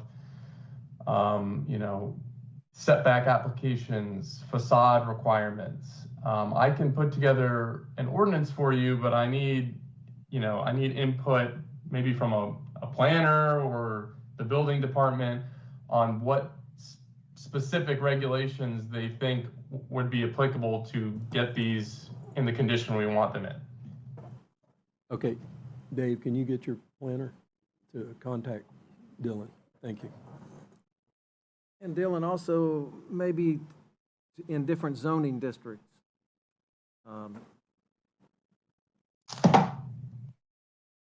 Right, so as Travis did a great job of giving an overview of these manufactured houses, which he said are regulated under the state 553. You can't exclude them from any particular zoning district. You can put in place essentially aesthetic regulations. It's not the kind of thing where you can say these aren't allowed in District X. Okay. Okay, good. All right, if there's no more comments on number 6, we'll go to sheds and their use. Yeah. No, we tabled it with number 4 in the comprehensive plan until we got a. Mr. Mayor, if I may, I brought this up at the last meeting because this is not within the city limits of Clewiston. It's outside the city limits of Clewiston, but it's a rental of a shed in residential neighborhood. And I was just concerned that I know that in the past we've heard of people living in sheds. And I just wanted to make sure that our ordinance was clear, that there's no living in a shed. And I looked it up, Travis, you might be able to answer this, but it looks to me, when I look at the shed ordinance, accessory structures, sorry, and sheds are one of accessory structures, that the use of an accessory structure for living purposes is prohibited, and that is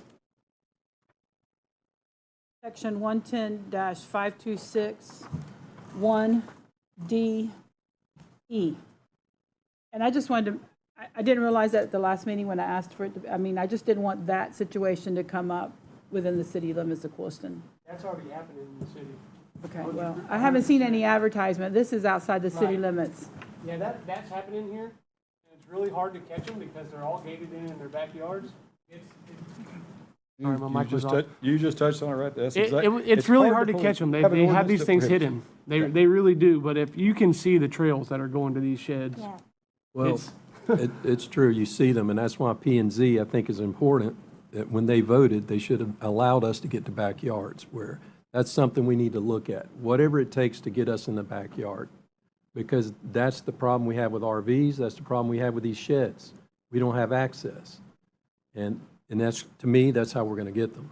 And you're right. The way I've caught some of them, they pull right into the house and make a little trail road. An we had- AC we had on a a couple- shed. I'm Yeah. gonna say this, and it's not gonna be very popular though, Danny. I know of a shed specifically that everybody knows there were people living in it. Everybody. It wasn't in the backyard. It wasn't covered by a fence. It wasn't anything, and we never did anything about it. Where was this one? You know, off of Ponce de Leon. Well, I think we let time take its course. Oh, You so know, this was a while and back. they got picked up ultimately, things like that. But as far as enforcing Oh. our stuff, we never did it. Yeah. And I think we have to. And then, I mean, these people terrorize this neighborhood. You'll do. And we just, okay, so. I'm it's not still aware of that. happening? I'm not aware of that. This is blatant. A shed is being rented out, okay? And it looks nice. They fixed it up, maybe lipstick on a pig. But nevertheless, it's not, according to our ordinance, you cannot use as accessory structure for living purposes. And if that's happening, then it needs to be What's addressed. happening? So Definitely. Absolutely typically, happening. I'm gonna pick on the chief. And this includes a garage. Well, you know what? We did go by there. I do remember. And the mother said they were not staying in there. It was storage, told the officers. Any detached accessory building. I'm using the word shed, I apologize, but it's any accessory to the And living. there's a lot of people that will close off their two-car garage and Right, but turn that that's- into a right, but- suite, and I don't know if there's anything we can do about No, that. no, I'm sorry. A detached garage. Right. A detached garage, a detached shed, a detached RV, whatever, cannot be used for living purposes. So what Well, can we, RV, never mind, you can, but. what can we do? Don't tell me what we can't do. What can we do, even if I can see over the fence at night, when your officer rides by and sees a light on and a window unit running, what can we do? We know someone's living in there. I don't want to start off by telling you what we can't do. But with that said, I definitely think there needs to be some understanding as to what exactly the government is permitted to do by law so that we don't actually get sued by people. If any of you have a shed and I knocked on your door and said, I want access, let me look inside. Somebody told me that there was a rumor that somebody was living in your shed, I want access now. And you said no, there's absolutely nothing I can do about it. It's your private property. Okay, stop. Let me ask this question. What, can we change our ordinance rules to get in the backyard to look? Is there anything we can do? Everyone. I am not aware of anything, any law that would be of any legal basis that would say that citizens would have to give the government access to their private property. I mean, clearly Dylan would probably know better than I would, but I mean, What if they were making the crack in Constitution shed? was built on the fact that the government could not come onto your property without a search warrant or without probable cause that you committed a crime. And living in a shed, although none of us want anybody living in a shed, it's not a criminal offense. Well, but it's prohibited by our statute, by our It ordinances. is, absolutely, and that's a code violation that would go through the code enforcement process, which is a civil or administrative process. It's not a crime. You can't be arrested for living in a shed. And so there are limitations. The laws that govern code enforcement themselves do not permit code enforcement officers just to enter onto your property to see if you have a permit or see if somebody's living in your shed or your RV. There are lots of folks here, when we do knock on the doors, the first thing we do, we like the direct approach. A lot of people don't understand it's not that it's against code. They'll stop that action. They're very cooperative. I mean, so a lot of times people come into compliance with those ordinances when they are found to be in violation. But the folks that are defiant, to be quite frank, have a lot of rights as property owners. And so we can't just go in there like gangbusters because the reality is they're going to turn around and sue us. We do take measures to try to go around that. I mean, obviously, we have investigative methods. But if you have a fence that's covering your shed and your shed is in your backyard, there are lots of things that you can do to hide your actions from the police or from code enforcement. So it does become somewhat limited. The folks that are living in RVs, I mean, clearly we can see power cords running to them. They say, I'm cleaning them. Am I not permitted to clean? Am I not permitted electricity? And then we say, well, your neighbors say you're in there for hours. I sure am. I like it really clean. I mean, but the reality is to prove that someone is living in their shed as opposed to hanging out in their shop or their shed, whatever you want to call it, for a hobby, it becomes very difficult when you have a non-compliant citizen. So again, I don't want to make this laundry list of excuses, but from a constitutional legal perspective, it does become very limited. It becomes very frustrating for us to be able to solve the problem when the law probably handcuffs us a little more than we'd hoped. Okay. But I mean, honestly, it'd be a question for Dylan. I mean, if there's something that we could write into the ordinance that would allow us, wider latitude, trust me, we're all for it. We want the ability to enforce the law. Dylan? So the bottom line on this issue, whether it is a shed or if it's an RV, is that if you want to catch people living in these, you need to limit them to the front yard of the property so that they can be seen and caught by code enforcement. That is essentially the only option you have. If you allow them in the backyard, people have Fourth Amendment rights against unreasonable searches and seizures. And if you walk into someone's house, like the chief said, and said, let me in your backyard, let me in your property to see what's going on, they can tell you no. And they're absolutely 100% within their rights to tell you no. And there is not a method to contract away your Fourth Amendment rights under the Constitution. You can, if you have enough evidence that you think a violation of your code is happening, you would have to do the same thing that police departments around the country have to do, which is go to a judge in a court and say, I want a warrant to go and search this person's private property. There is a warrant system within the code enforcement process. Not many people utilize it because it's extremely cumbersome for lower level violations. But that's really the bottom line. If they're in the front yard or someplace visible, and that's where they're required to be, then code enforcement can catch violators. If they're not, if they're in a backyard and private property, you're just simply not going to catch them. So if they can see them, Dylan, then they can. If you see them from the front property line, you take pictures of lights on at night or someone going in and out of these. You can take them to the magistrate and try and get a code enforcement order from it. Correct, and that's what we do right now. Right now, if we see the violation, we simply document it and we bring them. Obviously, we ask them first, to come into compliance, and if they don't, then we take them to hearing. I'm sure you guys see the code enforcement hearings. They're much more robust, I think, than in the past. And reality is, we're holding people accountable to make sure that our codes are being adhered by. But again, there's in certain circumstances it can be limiting. Now, if we see an advertisement, we love that. That's called evidence. That's just very, very easy to enforce. Things like that. But I have a question though, but if you have let's say the law enforcement is called to a certain area and because somebody's living in their shed, right? And they have an argument, is that not enough to then? It's absolutely enough. Okay. If we go there as the police, let's say, and there's a disturbance, loud music, whatever the case is, and our police officers physically see someone living in the shed, what is obvious, there's a mattress on the floor and obviously somebody is living there, then our police officers actually talk to Mario. Mario starts a code case immediately and immediately goes out and notifies them of the violation. He has the ability to go out and do what they call a reinspection. And if they don't permit him to actually conduct the reinspection to make sure they're in compliance, they're considered to remain out of compliance, and that evidence is actually supported at the code hearing. So if we see it directly, it's addressed immediately. Those are easy things to do. All right, good. Let's keep taking pictures. Yes, sir. I know that Dylan has mentioned about the RVs and not being allowed in the backyard. I know that's our next topic here. I don't know the ramifications of that. I think most people have them on their side yard, but I don't know.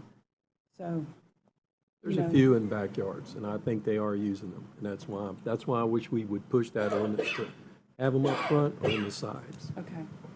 I think that's what we should do. Can you give us the current? I know we talked about RVs for 2 years. The current requirements are? Well, your current requirement is you can have RVs. One. We're moving to number 8. You right? can have RVs. So there was some discussion about limiting it to the amount. But currently, all you've done is you removed the 60-foot setback. Limited to one.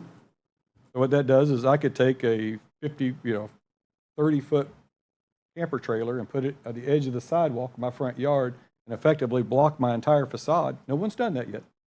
But just so we're clear, we talk about codes and what can happen. There's nothing that stops me right now from the code to take my camper, pull it across the sidewalk, park it, and block my entire facade of my house. There's nothing you can do. No, we changed that. No. We said one RV Well, let me see what on the code, let me see what hard the code says. surface. The code says, nothing in this chapter shall be construed to prohibit any resident from the City of Clewiston from storing a recreational vehicle of any type on the same lot as his residence, provided such vehicle complies with the definition of recreational vehicle, travel trailer, camper trailer, and is not occupied, of course that's a big one, or used for any purpose while stored and displays a current vehicle registration sticker. And everything after that was stricken, which was the setback. Remember, we used to have a 60-foot setback. That setback was anticipating a 30-foot front yard, typical house being built about 30 foot in depth, which is 60 foot. It required it to be in the rear yard. The ordinance as it reads today, you can have a recreational vehicle as long as it has a current tag. It does not, unless I'm misreading that, there's nothing in there that says. I thought we had some the requirements number. on how far it needed to be from the property. Yeah. I mean, Yeah, it wasn't the 60 feet. We did It was a modify that, 10-foot but side as but well. the side issue was Right, and that was one we stricken too. had. That we were, that was one of the issues that we had. And then the number of Yeah, because RVs. somebody came back and said, well, what if I have one for sale? Yeah. We said, no, you can have one on your property, that's it. Current code. Well, then we need to go back to that Let me meeting. make sure it's signed. Oh, well, it is signed. Lakeisha, Yes, look- go back ordinance to that 24-03 does not read that way. Current ordinance that was passed on second. Oh, it is, yep, she printed it out. So if you look at 24-03, what I just read what we was still for said. 50-7. We can amend it, but as of right now, that was passed on December 16th. Right, so if you read that, what we have done is we've removed the 60-foot and the 10-foot requirement, which means you couldn't put, we have a 6-foot height fence is the max you could put in your rear yard, but at this point, you can put a 13-foot 6, which is the maximum height of an RV, right on that property line.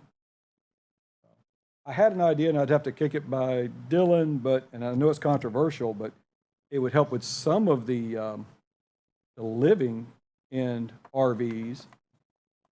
Is what if, and if possible, you don't have to prevent, or you don't have to allow any RVs on residential property, which then I would be upset. But, people have RVs and we want to keep them, but you could require them to get a permit and require, or give an option for an annual inspection. That wouldn't help with sheds, but that would help with RVs if someone was living in them. And I don't even know if you could do it. That'd be something Dylan would have to speak on. But it's just an option out, in my way of thinking, as an option out there. Have all the RVs accounted for at least. You would, if you didn't Pretty have one that had a much. permit, because you don't have to allow RVs, just like you don't allow commercial trailers. Correct. You don't have to allow them. You're the legislative branch of the city. You don't have to allow it. But if you choose to allow them, you have to choose how you want to allow them. Currently, I can have it. We did. I'm just a You know little what's confused here, because this Talked about that this, too. what's on this is the P and Z recommendations. We didn't go with that. When it's signed in the back, this is law. Yeah, I know, but we need to look at this because I know that's what we discussed, that I we know we didn't. discussed it, but it wasn't what was adopted. No. The final document is adopted. It never Yeah. made it to a motion, I suppose, to actually put that in. on the agenda for 12/19, that ordinance right there. How we amend that ordinance. Currently, that's what But we did amend it. we did. Yeah. Definitely. That- you, on the first reading, it was amended. There was some changes. On the second reading, because it's been going back since 2024. Right, January, February, yeah. You know what? I think we voted on it and approved it, and that's when immediately I'm remembering correctly, at least I was like, I'm really disappointed in this, you know? So maybe we did Well, approve let's, it. Like, yeah, let's go back and research. Yeah, let's research it and let's come back with some recommendations to really address these issues that we're seeing. So you want by the 16th another amended ordinance to what you all approved? You want to see the draft form? Well, no, just in the next few days, if you could, well, we can go back and find it, but if you could send us, well, we really need It's on to YouTube, sir. look at the. I would say the easiest, Mr. Mayor, the easiest thing is is just to instruct the manager, what do you want to see in it? And we'll make them and have it on the We had next. discussion. The best thing may be to go look at the YouTube. We discussed everything we wanted in there. Right. Now, we could do that and go back and try to find it. My recollection from what Commissioner Heislip was saying, there was discussion, at least from the P and Z board, to only allow up to 2. So you could have 2 in your front yard, anywhere on your property. I still think there should be, putting them in your front yard. I'll just go on record and say I think it doesn't serve the neighborhood well. Although it fixes one thing, it becomes a neighbor issue. And really, our ordinances should always ask: are my ordinances making good neighbors? Because when it's legal and the ordinance says it can happen, someone, as I alluded, I would not take my camper and put it sideways in my front yard on the side, 1 inch from the sidewalk. Somebody But will nothing let in us this, fight. someone might get aggravated and say, I'm going to do that very thing, and your code enforcement couldn't do anything about it, but you all would get calls, you'd get 20 calls, and then you're calling the manager. The manager's calling me, you're calling Tom. And it's like, well, that's what I want to point out. This is what the rules are. We can amend it any way you tell us to do it. But once it's amended, we follow it until you tell us to change it. Sounds like it's going to be amended. And, Yeah. We'll just have to go back and remember. And I think guess also we that- just never voted on that. And maybe we're going to come back to it, but yeah, I'm looking at it. So we'll put that in the 16th? I'm trying, yeah. Yeah. Yeah, at least to discuss it and amend it. We Yeah, may for not sure. have the first reading on the 16th. I recommend it. And it was the 2. I don't want to pitch on the spot now. We'll go back and look, but my recollection is you wanted to allow up to 2. Did you want anything on the setbacks or just leave them? My recollection is one, Yeah. on hard surface, parked perpendicular to the sidewalk, and We also talked about improved surfaces. so far from the sidewalk, I can't remember that distance. And if it doesn't fit, then you got to put it on the side or the back, or get rid of it. Did we go with a slab, concrete slab? It was, I think we'd said concrete or hard surface. I Hard don't surface, remember. I think it was Surface. yeah. because if you're going to put it in the front yard, it comes, then code enforcement's dealing with typically a landscape you got problem. Because grass you mow around it, you don't string trim. Right. and I think this would be a problem. So I like what we're hearing there. Limit it to 1, not within a certain distance of the sidewalk. Because you can also end up with visibility The problems. preservation of the aesthetics of the neighborhood, I mean, that's a very good point. And I thought that we had limited, I you think it know, was on the May 14th workshop. yeah. Well, that there's we one did. in We the had the January- RV Well, discussion. this January goes back to, 22nd. yeah, and this goes back to 2023, the presentation that we got. So, I mean, there's a lot of Yeah, we had a whole information, and I slideshow. thought we had addressed some of May this stuff, 14th but workshop.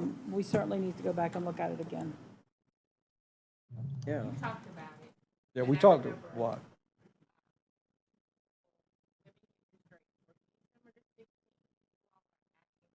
Draft amended ordinance for our.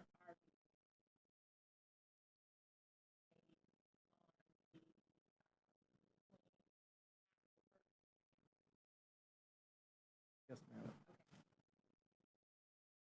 Okay, I think I got it.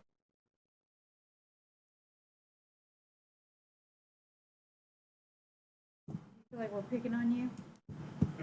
No, I enjoy it. It's his job. I'm like, poor Travis. Well, okay, that was the last item, but these are the important items in Clewiston.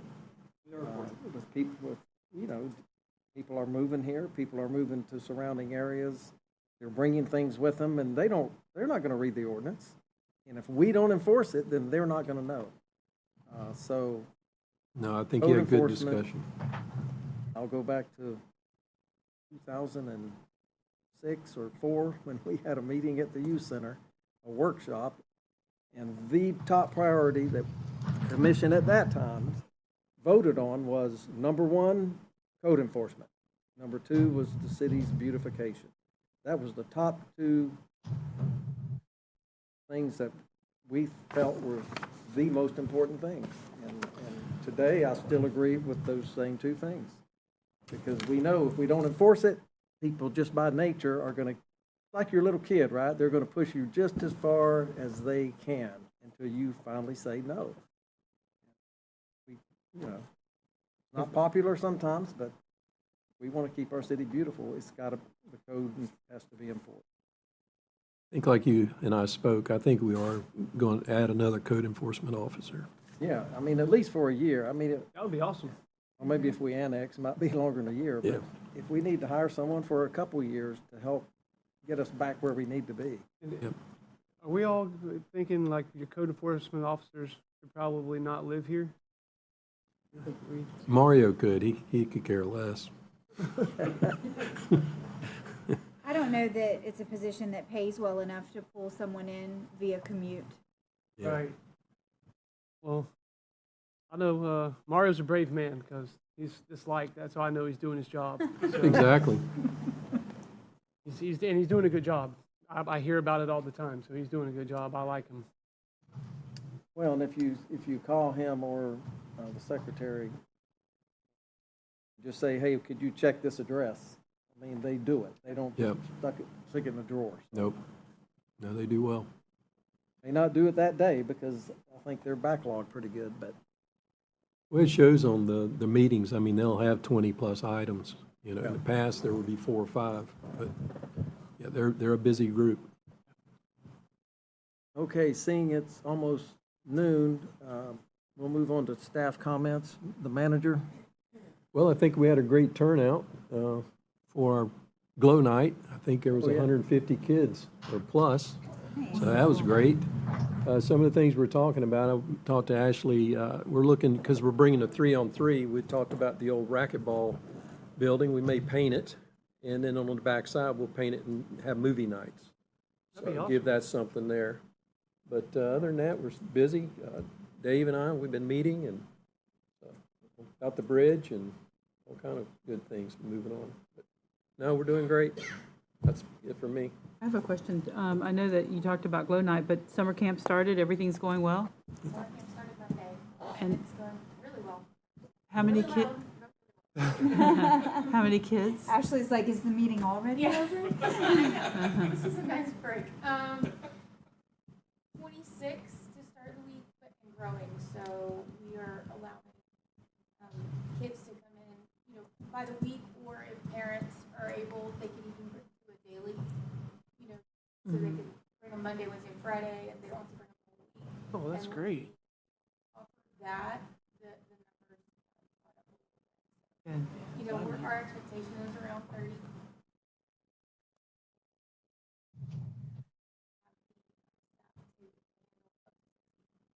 Right.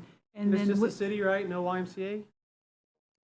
Yeah. Last year was YMCA, right? Correct. It's the first year that the city took it back over. Okay, I'm telling everybody, I'm like, it's not last year's group, guys. We're back to the city. And they're like, back to the high school kids? I'm like, listen, they're back to their old school ways. You guys go up there, I'm telling you, it's not last year's program. There are some high school kids, there's PITs, so they're counselors in training, but we do have teachers that are our camp counselors, free, right, all the time.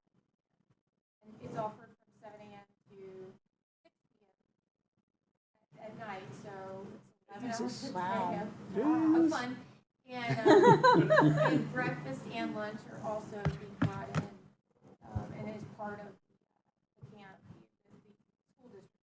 I was about to say, did we use the Yep, Sodexo? we partnered with them, so they're bringing breakfast. that's wonderful. That's great. Congratulations. And when's the next food truck event? So we had scheduled a big one for this weekend. We thought that the bass fisherman tournament was going to be in town, but that tournament was moved due to the lake level.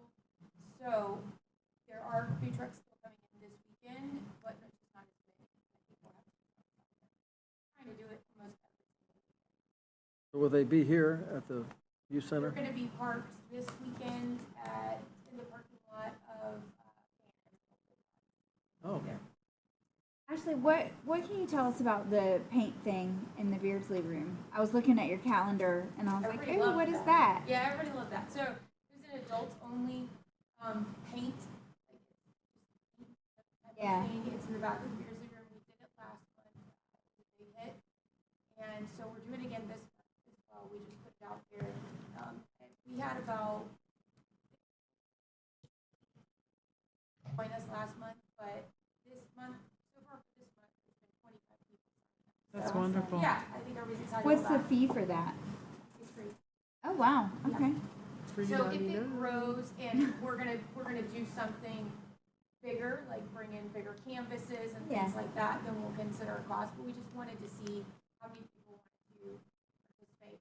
I did have quite a few adults tell me at the blow party for the pool that I should absolutely have a pool party for adults. And that was the feedback we received, but the kids had a great time. There was about 165 It was kids packed. that came through. Yeah. It was kind of insane how many people were there, but the kids loved it. No, when I They came were through spread town out, and too. saw it, I called Danny and said, wow, what a success. Yeah, no, it was a big success. Yeah. Everybody liked it. And we partnered with the library. She had a big event. Yep. And it was also very successful. And then you have exercise classes at the youth center. I know that's, Every single morning. Okay. Two different time frames. We do one at 15 and we do one at 9:15. And both of those have been super popular. What is it? It's chair Exer- yoga and some Pilates, but we do it every morning of the week. we need to get in there. Yeah, I mean, And that's also grown in popularity and then the second class is at 9. at 9, and that is the same thing or Yep, some? yep. Okay. It's just so that we could, because some teachers wanted to come at different times and during the summer, and then we had a big women's golf group that they golf on at different times.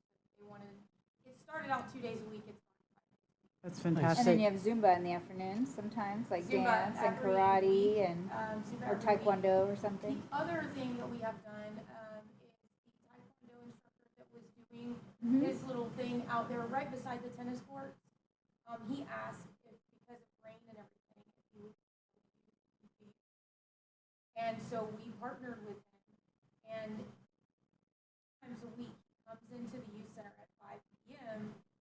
and holds a taekwondo class. And what's so cool about it is that the kids that have to stay later, their parents had to sign a waiver, but they can participate in the taekwondo at no cost. He usually charges really. when he's outside, but we've offered it to the kids that are going to stay later to join in on his little class, and it gives him a place to have his lessons inside and protected from the weather. So it worked out well. Great. And one more thing, I know I attended the CPAC performance. I know it was out of town, but I know that they partner with the recreation, and I think it's great. And I heard that you're going to go on the board. Is that true? Yes, I think that's wonderful because it's a very good program, and it's provided many students opportunities to, for cultural awareness, dancing, whatever you want to call it. But it's a fantastic program, and I'm so glad that they're partnering closer with the city on these things. So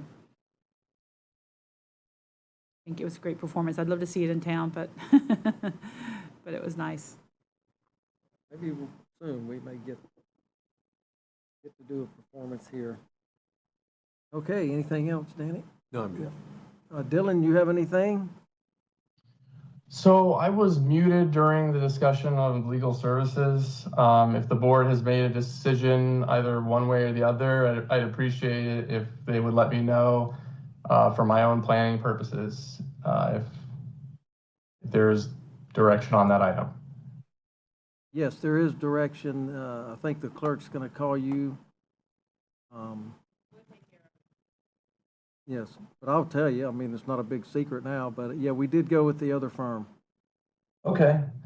Well, then I just wanted to express that I just wanted to give a heartfelt thank you to the commission and to the city staff for being excellent colleagues over the years. I've really enjoyed my time working with all of you. I imagine that you will have a proposed agreement for execution at your next regular meeting this month.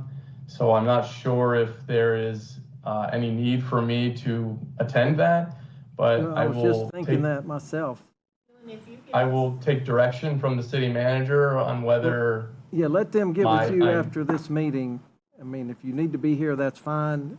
If not, Right. I know there might be some things to wrap up and your contract date and all that. And But yeah, they'll I'm get with you after the absolutely meeting. happy to work with your new council, bringing them up to speed on whatever they need moving forward. So again, just thank you so much to the commission and to city staff. It's really been an honor working with all of you. I appreciate all that you've done. Yes, sir, thank you. Thanks, Dylan. Appreciate you, Dylan. Commission comments, Commissioner Edmonds?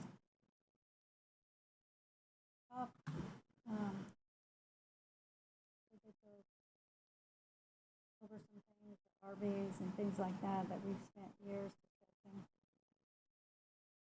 I'd like to get that taken care of. How it's not.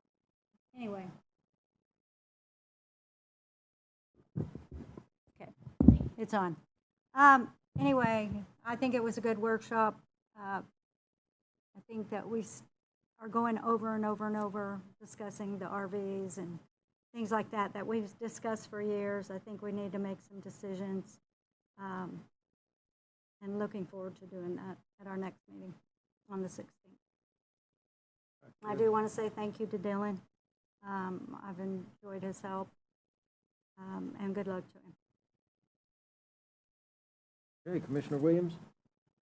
Ashley's killing it, and the rec department, that can keep on, I mean, she's doing good, guys. I'm hearing it from all ends, and I'm appreciative. I love what you're doing with the youth. It's awesome. Yeah. Still with the RVs, man. We got to get the RVs going. We got to figure out what we're going to do with that. Other than that, I think everything was good today. I'm okay with what happened, other than we tabled one item, that Ventura project.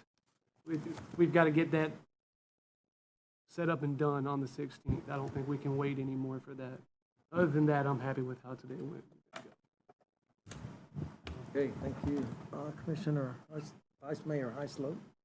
I don't really have anything to add aside from all the things we discussed today. Good discussion. I'm good, thank you. I agree. Good discussion. I'm glad that, I mean, it's taken us over 2 hours, but I think it's important.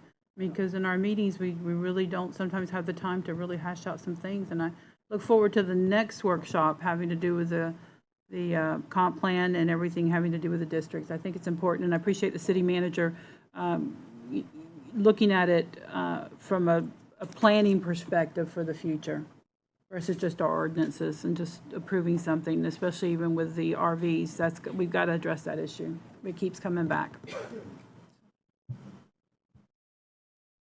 Right, awesome, and we will meet on the 16th of June, our regular commission meeting, and at that time, we'll set a date for the next workshop, or do you guys want to do it now? We should probably wait. Randy sent out an email that has all of the budget workshop dates on it. Okay, yeah. So everybody will want to check that probably before we commit All right, to. so we'll decide at another the one. June 16th meeting. Okay, I echo the same thoughts, good discussion, and we will see everyone on the 16th. Meeting adjourned.